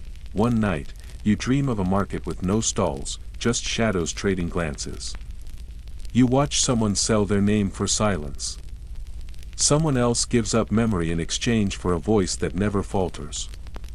You walk through it with your coin in your palm, but none of the shadows will take it. One reaches for your throat instead. You wake choking. Fridas throws a mug at you. Cursing. You were whispering things in your sleep. Nothing I recognized. Something ugly. You mutter apologies. You don't tell her that you remember every word. The coin now feels like an anchor and a compass. Heavier some days. Lighter on others. Always cold. When you forget it in another room, you swear you can feel the absence like a gap in a missing tooth. You don't believe in curses. But you do believe in consequences, and this coin is starting to feel like both. You go back to the old parchment lady at the market. You find her selling only charcoal and bits of shell this time. When you ask about the coin, she doesn't blink. You still have it? She says, as if surprised. Yes, you reply. Shouldn't I? She shrugs. Some people can't hold on to it. Some never want to. You did. Is that good? She hands you a piece of paper. There's a single word on it, in a language you don't speak. When you raise your eyes, she's already turning away. You don't ask her to translate it. You just fold it and keep it with the coin. That night, you talk to Thomas. I'm not sure it's mine anymore, you say. He nods. That's what ownership feels like sometimes. Like something's living with you rather than for you. Did your God ever speak to you? Thomas gives you a look. Mine got quiet after the shipwreck. Yours seem louder. You both stare at the fire for a long time. I think I might be part of something, you whisper. You always were, he says. The coin becomes a signal, not in a magical way, though you wouldn't be surprised if it started whispering, but in a social one. People begin to seek you out. Quietly. Like they're approaching a shrine or a particularly wise goat. One woman offers you a woven ring and says she dreamed of your face before her husband died. A boy tells you his brother saw you in a puddle. A trader offers to buy the coin outright. You say no. He doesn't ask twice. You realize you're not the only one dreaming, it's spreading. Eirik admits that his dreams have grown louder. It's not just symbols anymore, he says. It's instructions. You ask, to do what? He hesitates. Build something. I don't know what. But I keep seeing wood, and rope, and light. He looks terrified. You look at Fridas. Anything for you? She scowls. I dream of people I haven't met yet. And they know me. It's revolting. Still, she stays closer to you these days. Sleeps with a blade under her pillow. Watches the sky like it owes her an apology. Things change in the village. The animals are restless. The old god's shrine begins to leak sap from the carved figures, sticky, sweet, impossible to clean. Children begin to repeat each other's sentences. A woman gives birth to a girl who doesn't cry, just stares. When you ask her what she sees, she says, a long line of broken shields. And then she smiles, there's a boat in the harbor that no one built. One morning, it's just there. Mooring rope rotted, hull too narrow to be seaworthy. Everyone pretends not to notice. You walk past it every day. You think it's waiting for you, you write things down now, everything. Dreams. Market rumors. Bits of overheard conversation. Once, a pattern of bird droppings on your windowsill that looked eerily like a runic formula. Thomas helps you organize it. He says, maybe it's all nothing. You say, maybe. But you keep going, and then one day, something cracks. A merchant from the southern coast arrives with strange goods and a stranger face. He carries a satchel full of bones, carved, cleaned, stained with ink. He claims they're relics, or maybe tools for prophecy. You ask to see them. He obliges. You pick one up, and it hums, not out loud. Not in your ears. But in your teeth. In your blood, you drop it, he watches you. You feel it too. You nod, you've been chosen, he says, you almost laugh. That's what people say right before someone dies. He doesn't smile. That's not wrong. You leave the bones, but the hum stays. So does the merchant, he tells you stories you half recognize. Names you thought were just words in old poems. Places that shouldn't exist, but do. He says your village is sitting on a crossroad. He says, that coin's not just a coin. It's a marker. For the ones watching. Watching what? He doesn't answer. You begin to see patterns in firelight. You begin to avoid mirrors. One night, the boat is gone, no one saw it leave. No one claims to have touched it, but you dream that you were on it, and someone else was rowing. The next day, a storm comes from nowhere and takes half the coastline. You survive, again, but you wake soaked, even though you weren't near the water. Friday stands dripping in your doorway. Enough, she says. Whatever it is, we're not waiting anymore. We move. We find the source. You nod, you don't know what she means, but you know she's right, because this isn't about the coin anymore, it's about whatever's listening when you speak to it, and how close it's gotten. You spend the next day gathering supplies, though you're not sure for what. Friday sharpens every blade she owns until they hum like bees. Eirik quietly packs dried meat and flatbread in a weathered piece of driftwood shaped like a mast. He doesn't explain it. You don't ask. Thomas brings his ink and a half-finished journal. If we disappear, he says, someone should still be able to read it all back. You nod, though something in your gut whispers that if you vanish, words might vanish with you. By nightfall, the village knows something is happening. No one says it out loud. But people linger by doorways, eyes flicking toward you with the uneasy reverence usually reserved for people about to go into labor, or war. Hilda brings you a charm carved from old bone and says, this one's for not getting eaten by shadows. Should have given it to my first husband. A boy you barely know gives you a rock. Says it makes his dog calm down. Might work on spirits. 2. And the chieftain, silent for most of the year, appears long enough to mutter, whatever it is, if you live. Tell us. You leave at dawn, there's no plan, just direction. West, toward the coast, where the storms feel heavier lately, and the winds speak in a tongue that makes your hair rise. You remember the stories. About the crossroads.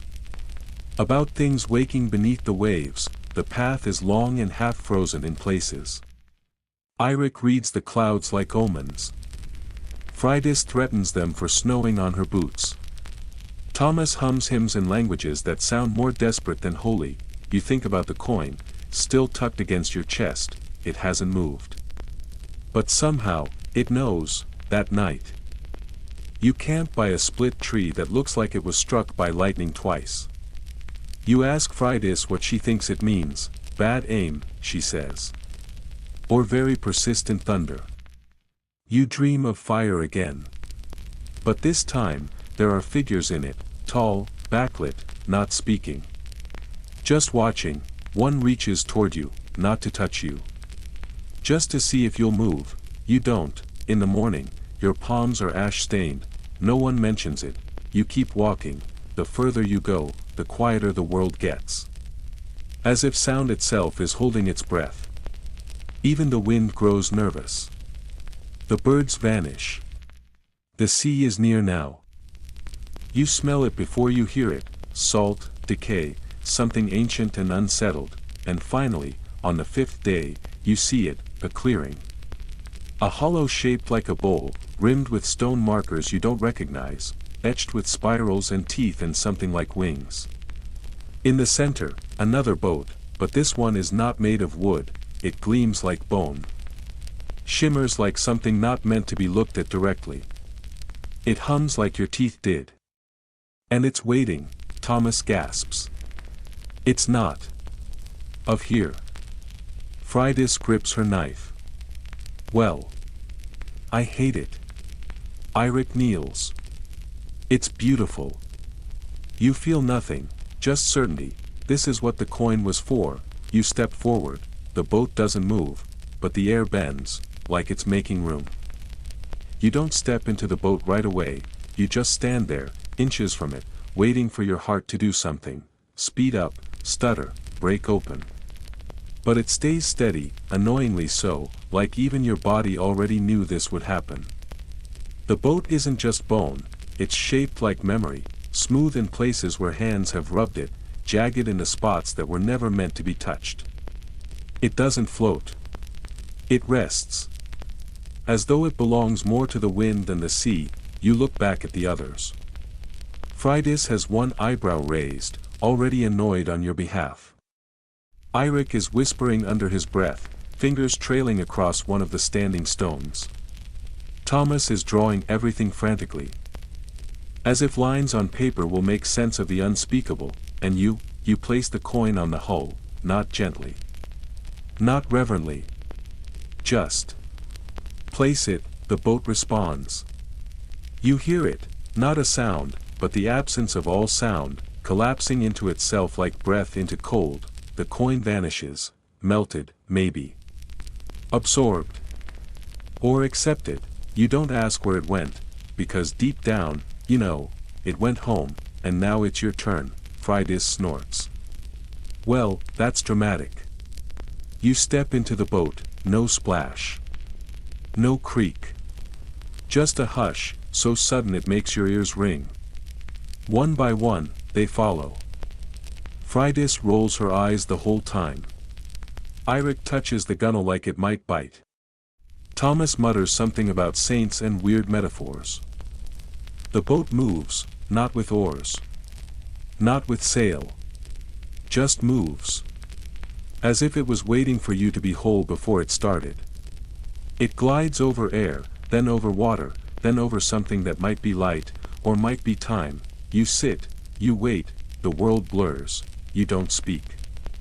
No one does, there's something sacred in the silence, like you're inside a held breath, a prayer in the throat of a god who's still deciding if you're worth the exhale. When it ends, if you can call it an end, you're somewhere else. The boat stops on what feels like land, but looks like nothing you've seen. The sky is wrong. Not dark, not light. Just open. As if something peeled it back, the trees don't grow upward. They sprawl outward in webs, branches like fingers grasping at something you can't see. And the air smells like burned honey, Freydis whispers, well. That's not terrifying at all. Thomas throws up, Eirik starts crying. I don't know why. Doesn't stop, you just step off, because that's what this place demands, action before thought. Movement without reason. Faith in momentum, you walk, the ground shifts under your feet, sometimes stone, sometimes sand, sometimes bones. You hear your name whispered in leaves that don't rustle. You see shadows shaped like people you've lost. Some wave. Some look away, there's no sun. But there's heat. Not on your skin, inside your teeth, your stomach, your spine. Like your body's remembering how it felt to be metal. At some point, a voice calls your name, not a voice from the group. Not human. You turn, it's a figure, tall and blurred at the edges, like smoke trying to pretend it has form. It holds a spear. A cloak of feathers. An eye that glows like old fire, Odin, but not the Odin from your dream, this one is older. Hungrier. Not performing for mortals, just being, he doesn't ask. He commands, you came. I didn't have a choice, you say, he tilts his head. You made it. Every step. Every breath. Don't lie.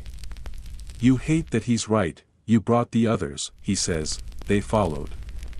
That's not what I asked. You say nothing, he points the spear at your chest, you don't flinch, you want answers, he says, yes. Then ask the right questions. You stare, finally, why me? He considers, because you asked, he says, and then he vanishes, just like that, gone, the others are behind you, watching, silent, you're not sure what they saw. Maybe nothing, maybe everything, you keep walking, hours, days, pass. The landscape keeps changing. A forest of bones. A field of mirrors. A river that flows backward, filled with voices. You cross it all. You bleed once. You laugh once. You forget your name, and then remember it even harder. At some point, you arrive at a door, just a door, no house. No frame, just a door, standing in the middle of the knot forest, pulsing faintly with light. Thomas says, do we knock? Freydis says, we kick it in. Eirik says nothing, you open it, it leads to a room. Or maybe a hall. Or maybe the inside of your own mind. It's filled with objects, your objects. A scrap of fur from your childhood. The spoon from the market. The coin, returned, and in the center, a fire. No smoke. Just flame, steady and calm. You step forward, Odin's voice, not heard, but known, says, feed it. You understand, not food. Not wood, memory, you pull something from your pocket. A note, written long ago. A list of names. You burn it, then a song, then a fear, you feed the fire your childhood. Your guilt. Your old pain. Your unanswered questions, and when you're empty, you speak, I'm not ready. The fire replies, you are. You collapse, not from exhaustion, from shedding. There's nothing left to hold on to. No more pretending, you sleep, you wake back in the boat, Freydis is humming, Eirik is watching the sky, Thomas is scribbling with furious calm. The boat docks at the shore you know, but everything's different, you step off, the village is waiting, somehow, they knew, you don't speak of what you saw, you just start building, not a shrine, not a wall, a place, for those who dream, and every market day, people bring stories, and every night, the coin hums softly in its bowl, not cursed, not sacred, just true, the place you build is not grand.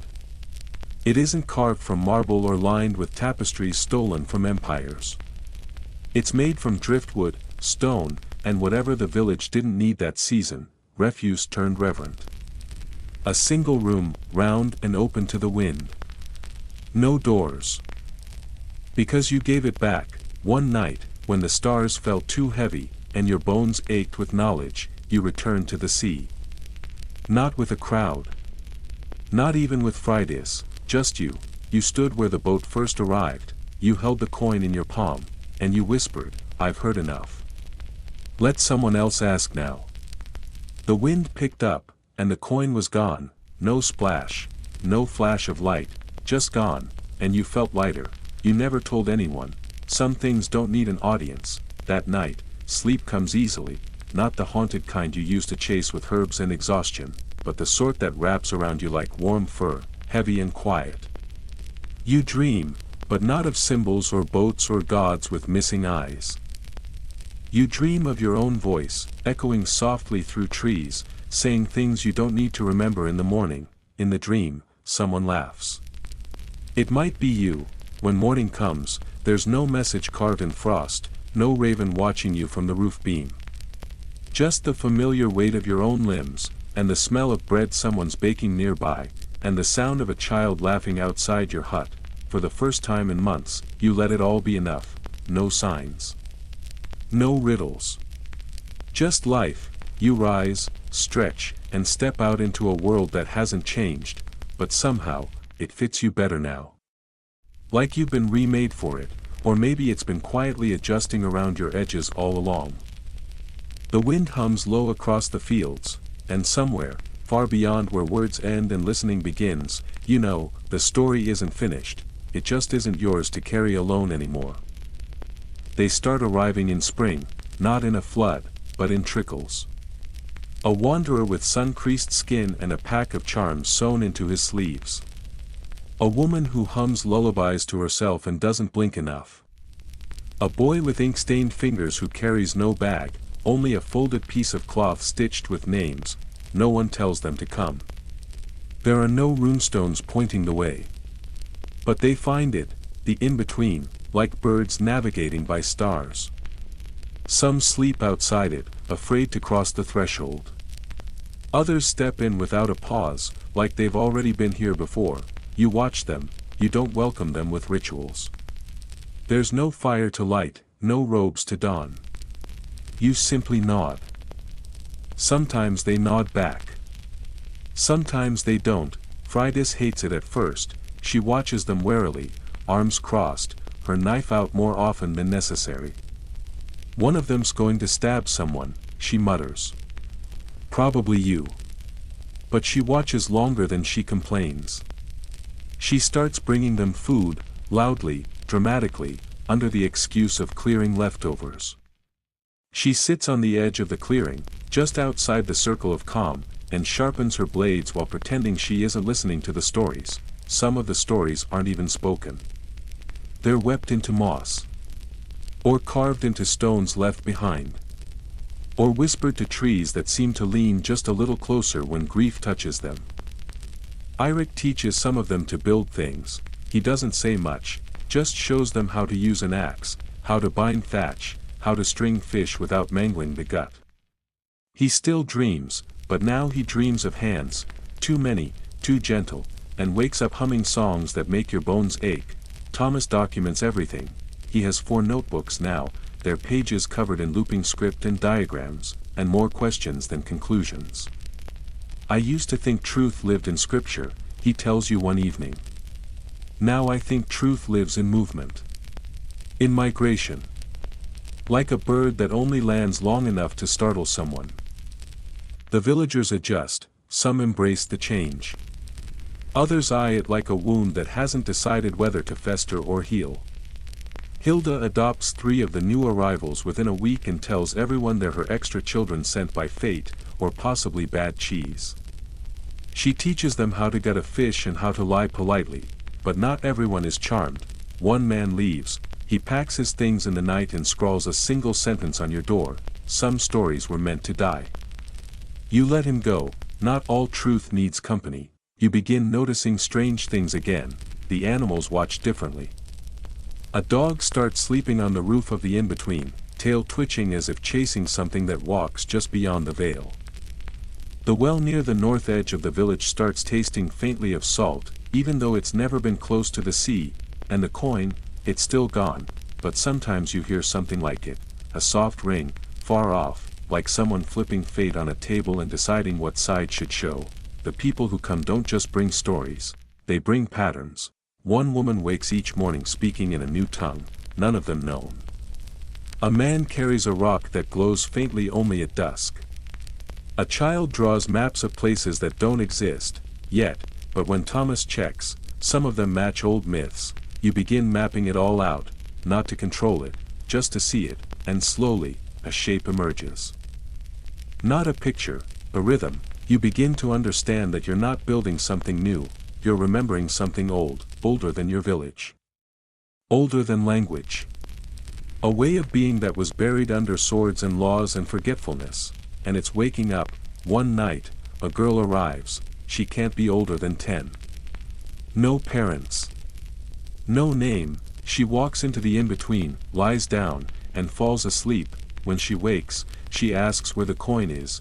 You freeze. Why do you ask? She shrugs. I need to return it.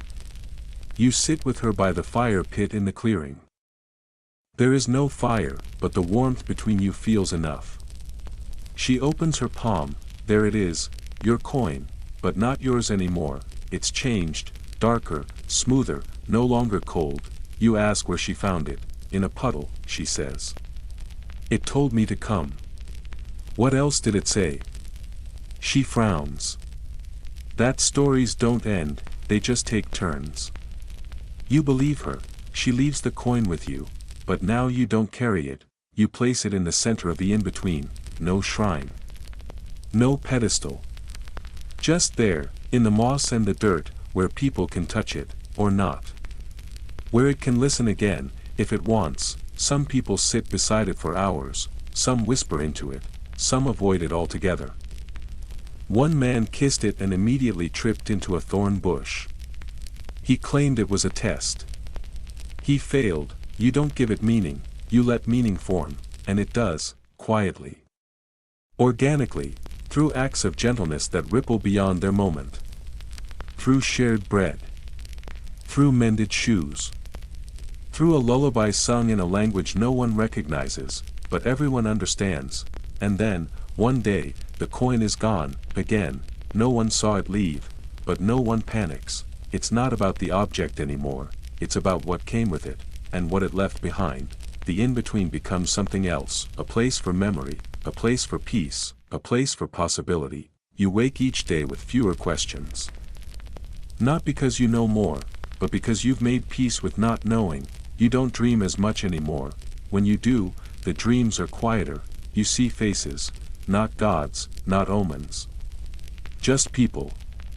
Laughing. Singing. Sitting near a firelight. Listening, and you wake feeling full. One morning, you find a letter on your doorstep. No name, just a drawing, a boat made of feathers, floating in a firelight. You smile, because you understand, they're building their own, somewhere else, somewhere far, and the story continues, not because you told it well, but because you listened, and left space for others to speak. The season turns slowly this year, as if the world itself has begun to match the rhythm of your village, unhurried, half in a dream. The snow arrives like a whispered apology rather than a storm. It lingers, soft and thin, like it's learning how to snow all over again. People keep arriving, even in the cold. They arrive with frost on their lashes and poems on their tongues. Some stay.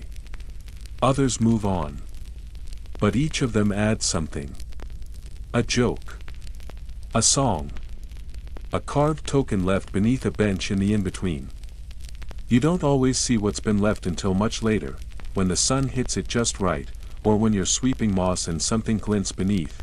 One morning, you find a small stone with your name etched in it, not your full name.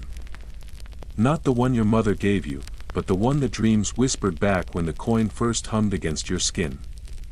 No one admits to carving it. You leave it where you found it. Not everything is yours to keep. Thomas eventually leaves. Quietly. A note tucked under your bowl. Truth isn't a place, it's a path. Thank you for helping me start walking. He leaves his journals behind. Not for you. For whoever needs them next. You don't cry, not until 2 nights later, when you find his last drawing, the in-between, under stars that don't belong to this sky. It's titled simply, Still Listening.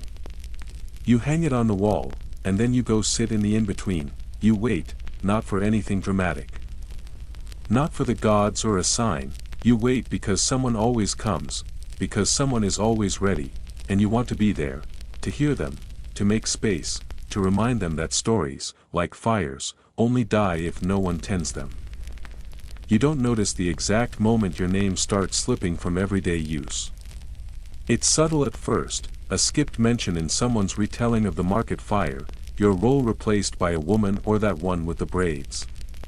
You still attend the gatherings. You still bring bread.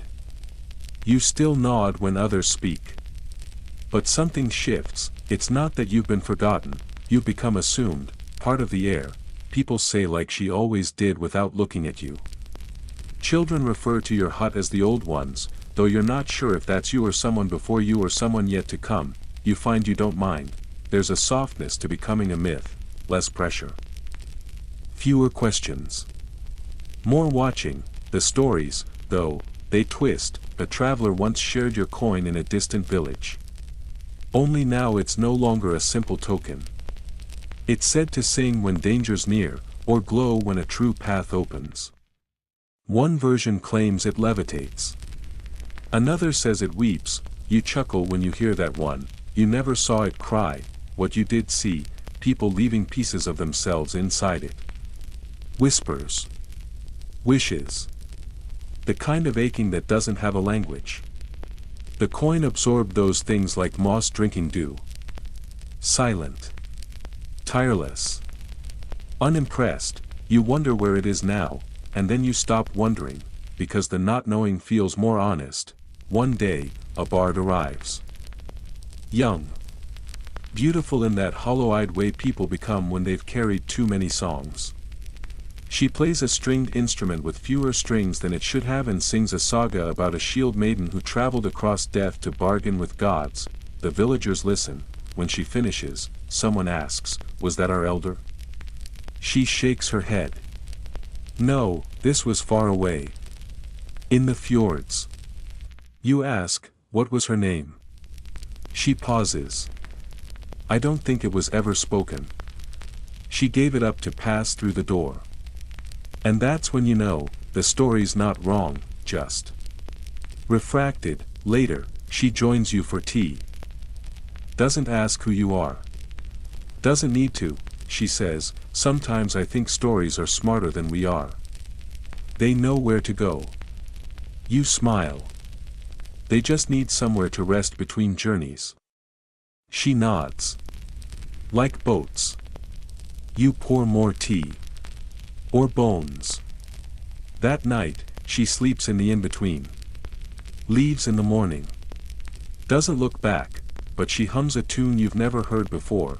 It follows you for weeks. You begin to hear pieces of your story in other stories. A woman with eyes like wolves, speaking with ghosts in the snow. A warrior who laid down her blade to build a listening place. A girl who could sleep through storms because the wind sang her name. None of them match exactly. All of them feel true. Thomas sends a letter. It's been years. He started something inland, a circle, he calls it. Not a shrine. Not a church. Just a place for stories to be stored and stirred. He says he tells the one about you often, only now, the ending changes. Each time I tell it, he writes, the ending is different. I never know if you stay or leave. If the coin returns. If the boat comes again. I think the story doesn't want one ending. You agree. You've stopped trying to give things neat edges. Your hands don't grip like they used to. Your legs ache if you walk too far. But your eyes still catch the glint of things hidden, and your ears still tilt when the wind carries something heavy. And every so often, a stranger sits beside you, silent for a long time, and then says, "I think I'm dreaming wrong." And you tell them, there's no wrong way to dream. Just longer roads. They always nod, sometimes they cry. Once, someone brought a tiny wooden boat, no bigger than a palm. Said they found it on the shore with their own name carved on the bottom. You place it in the in-between, and the next morning, it's gone. That, too, feels true. You stop writing things down, words start feeling too small. Instead, you speak stories to the trees, let the moss carry them. The forest hums in return. Not understanding, maybe, but appreciating the weight of a story given freely. Children still play near you, they don't call you anything in particular. Just her. Or that one who knows. You smile at their boldness. One of them asks you once, "Is it real? What did you do?" And you say, "Of course." But not in the way you think. They laugh. Run away. Probably to repeat the line and make it even more confusing. Good, confusion is fertile ground for wonder.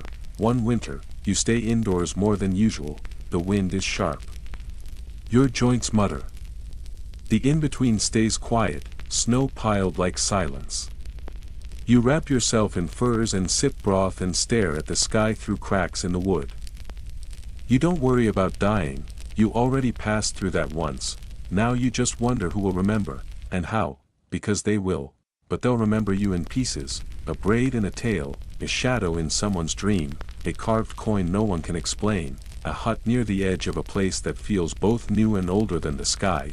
You think that's enough. You don't need a saga, you only need echoes, because echoes change, but they keep traveling. They fold into fjords, slip down rivers. Catch in reeds and old chimneys and the mouths of travelers who swear they heard something, just before the wind turns strange. You close your eyes sometimes and hear yourself, not as you are now, but as you were then. Younger. Stubborn. Hungry. Laughing on the deck of a boat made of bone and story. Holding a coin and a question and someone else's fear. You think, she was brave. You think, I hope she rested. You think, I hope I do too, and maybe one day, the boat returns, not for you, but for someone else, someone who doesn't know why they've always loved the sound of waves against rock. Someone who dreams of moss and knives and the smell of old fires. Someone who reaches for the past and finds something warm. They won't know your name, but they'll feel it, in the rhythm of oars, in the hush between stories. In the moment just before sleep, when everything feels close, the fjords remember, the wind remembers, and you are still here, just further in, where legends breathe soft and don't need to explain themselves anymore, where silence doesn't mean gone, it just means the story is listening now, and waiting, for the next voice. There's a special kind of quiet that settles in long after everyone believes the story has ended.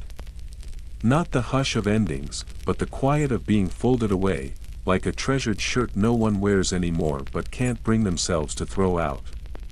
That's the quiet you live in now. Not lonely. Not loud.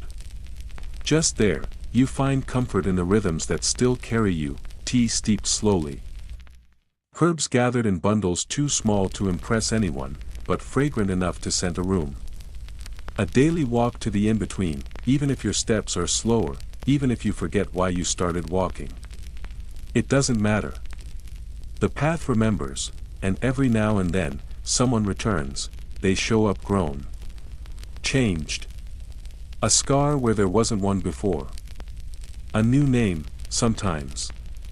A heavier laugh. One man arrives carrying a baby and says nothing, just places her on the moss for a moment, as if introducing her to an old friend. You say, she'll be fine. He nods and leaves without speaking. The baby giggles once before her father picks her back up and disappears down the trail. They always leave changed. Even if they don't notice it yet, one stormy night, a woman comes wearing soaked leather and carrying a satchel full of broken wood and paper scraps. She kneels in the center of the in-between and begins to cry, not like grief, not like a wound, but like someone who finally found the end of a long sentence and doesn't know how to stop reading. You wait until she's finished, then you sit beside her. She hands you a page from her satchel. It's water-warped and half illegible, but one word remains clear, remembered. You don't speak, you don't have to. Later, she joins the others around the fireless hearth. Someone hands her bread. Someone else hands her silence. It's enough. Sometimes, they bring offerings, a tooth wrapped in blue string. A feather dipped in ash. A broken spindle from a loom said to weave dreams. They place them near where the coin once rested. Not because they expect something in return. Just to mark the shape of a presence, as if by laying something down, they give shape to the absence. You like that. Absence needs ritual too. One child, too young to walk steadily, toddles up to you one afternoon and places a stone in your lap. No explanation. No flourish. Just the solemn delivery of something very important in their tiny universe. It's smooth and warm from their hand. You ask, what's it for? They say, because you're still here. And that's the first time in weeks you cry, not because you're sad, because someone named the echo, and gave it back to you. You begin keeping a small bowl in your hut. Not to collect treasures. Just evidences, the proofs that something meaningful passed through, even if no one else saw it happen. By spring, the bowl is full, you stop adding to it, you start giving things away, to strangers. To children. To stories, and to the fjord itself. You walk to the edge on calm mornings and toss something in, a bead, a line of song, a secret. The water takes it without judgment. Sometimes it ripples, sometimes it doesn't, but every time, you feel lighter. The echo keeps widening. Someone paints a mural on a nearby rock face, images of boats and braids and moons with too many eyes. It's rough, untrained, but alive. The sea spray doesn't fade it. If anything, it makes it clearer. One night, you hear humming from your dreams, not the same as before. A different tune. A different rhythm, but it knows your name. It doesn't call you back, it just includes you, and that's enough. It always was, underscore underscore underscore underscore underscore underscore underscore underscore. Let everything loosen now, let your shoulders sink. Let your jaw unclench. You don't need to hold the thread of the story anymore, it's already woven in, stitched into the fabric of the world behind your eyelids. You've walked the bone paths. You've weathered the storms. You've stood barefoot in the moss and whispered to the air, not knowing if it would answer, but it did, and now, there's no more proving to do, no shield to lift, no secret to guard, only the soft unraveling that comes when the telling is done, and the night opens its arms, wide and wordless, to gather you in.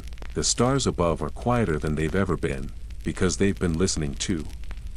They've heard the coin drop, the fire crackle, the song swell and break. They've seen you make space where there was none, turning fear into quiet. And quiet into refuge. There's a rhythm to all of it, like breath. Like tides. Like footsteps long after the one walking has disappeared from view. You're not gone, you're becoming part of the stillness. The in-between doesn't hum anymore, because it doesn't have to. It's settled now, like a heartbeat after a long run. Like water after it finds its shape. There's peace in that. There's peace in you. You don't need to remember every detail. You don't need to recite the names. The truth of it is already planted, like seeds in frost-softened soil, ready to bloom in someone else's spring. You were the witness. You were the echo. You were the pause that made space for the next voice. So now, rest, let your breath slow, let the night fold around you like fur warmed by firelight, let the echoes drift down the fjord, away from the sharp rocks of memory and into the soft mist where stories go to sleep. You've done enough. You are enough. You are home. Good night. Have sweet dreams.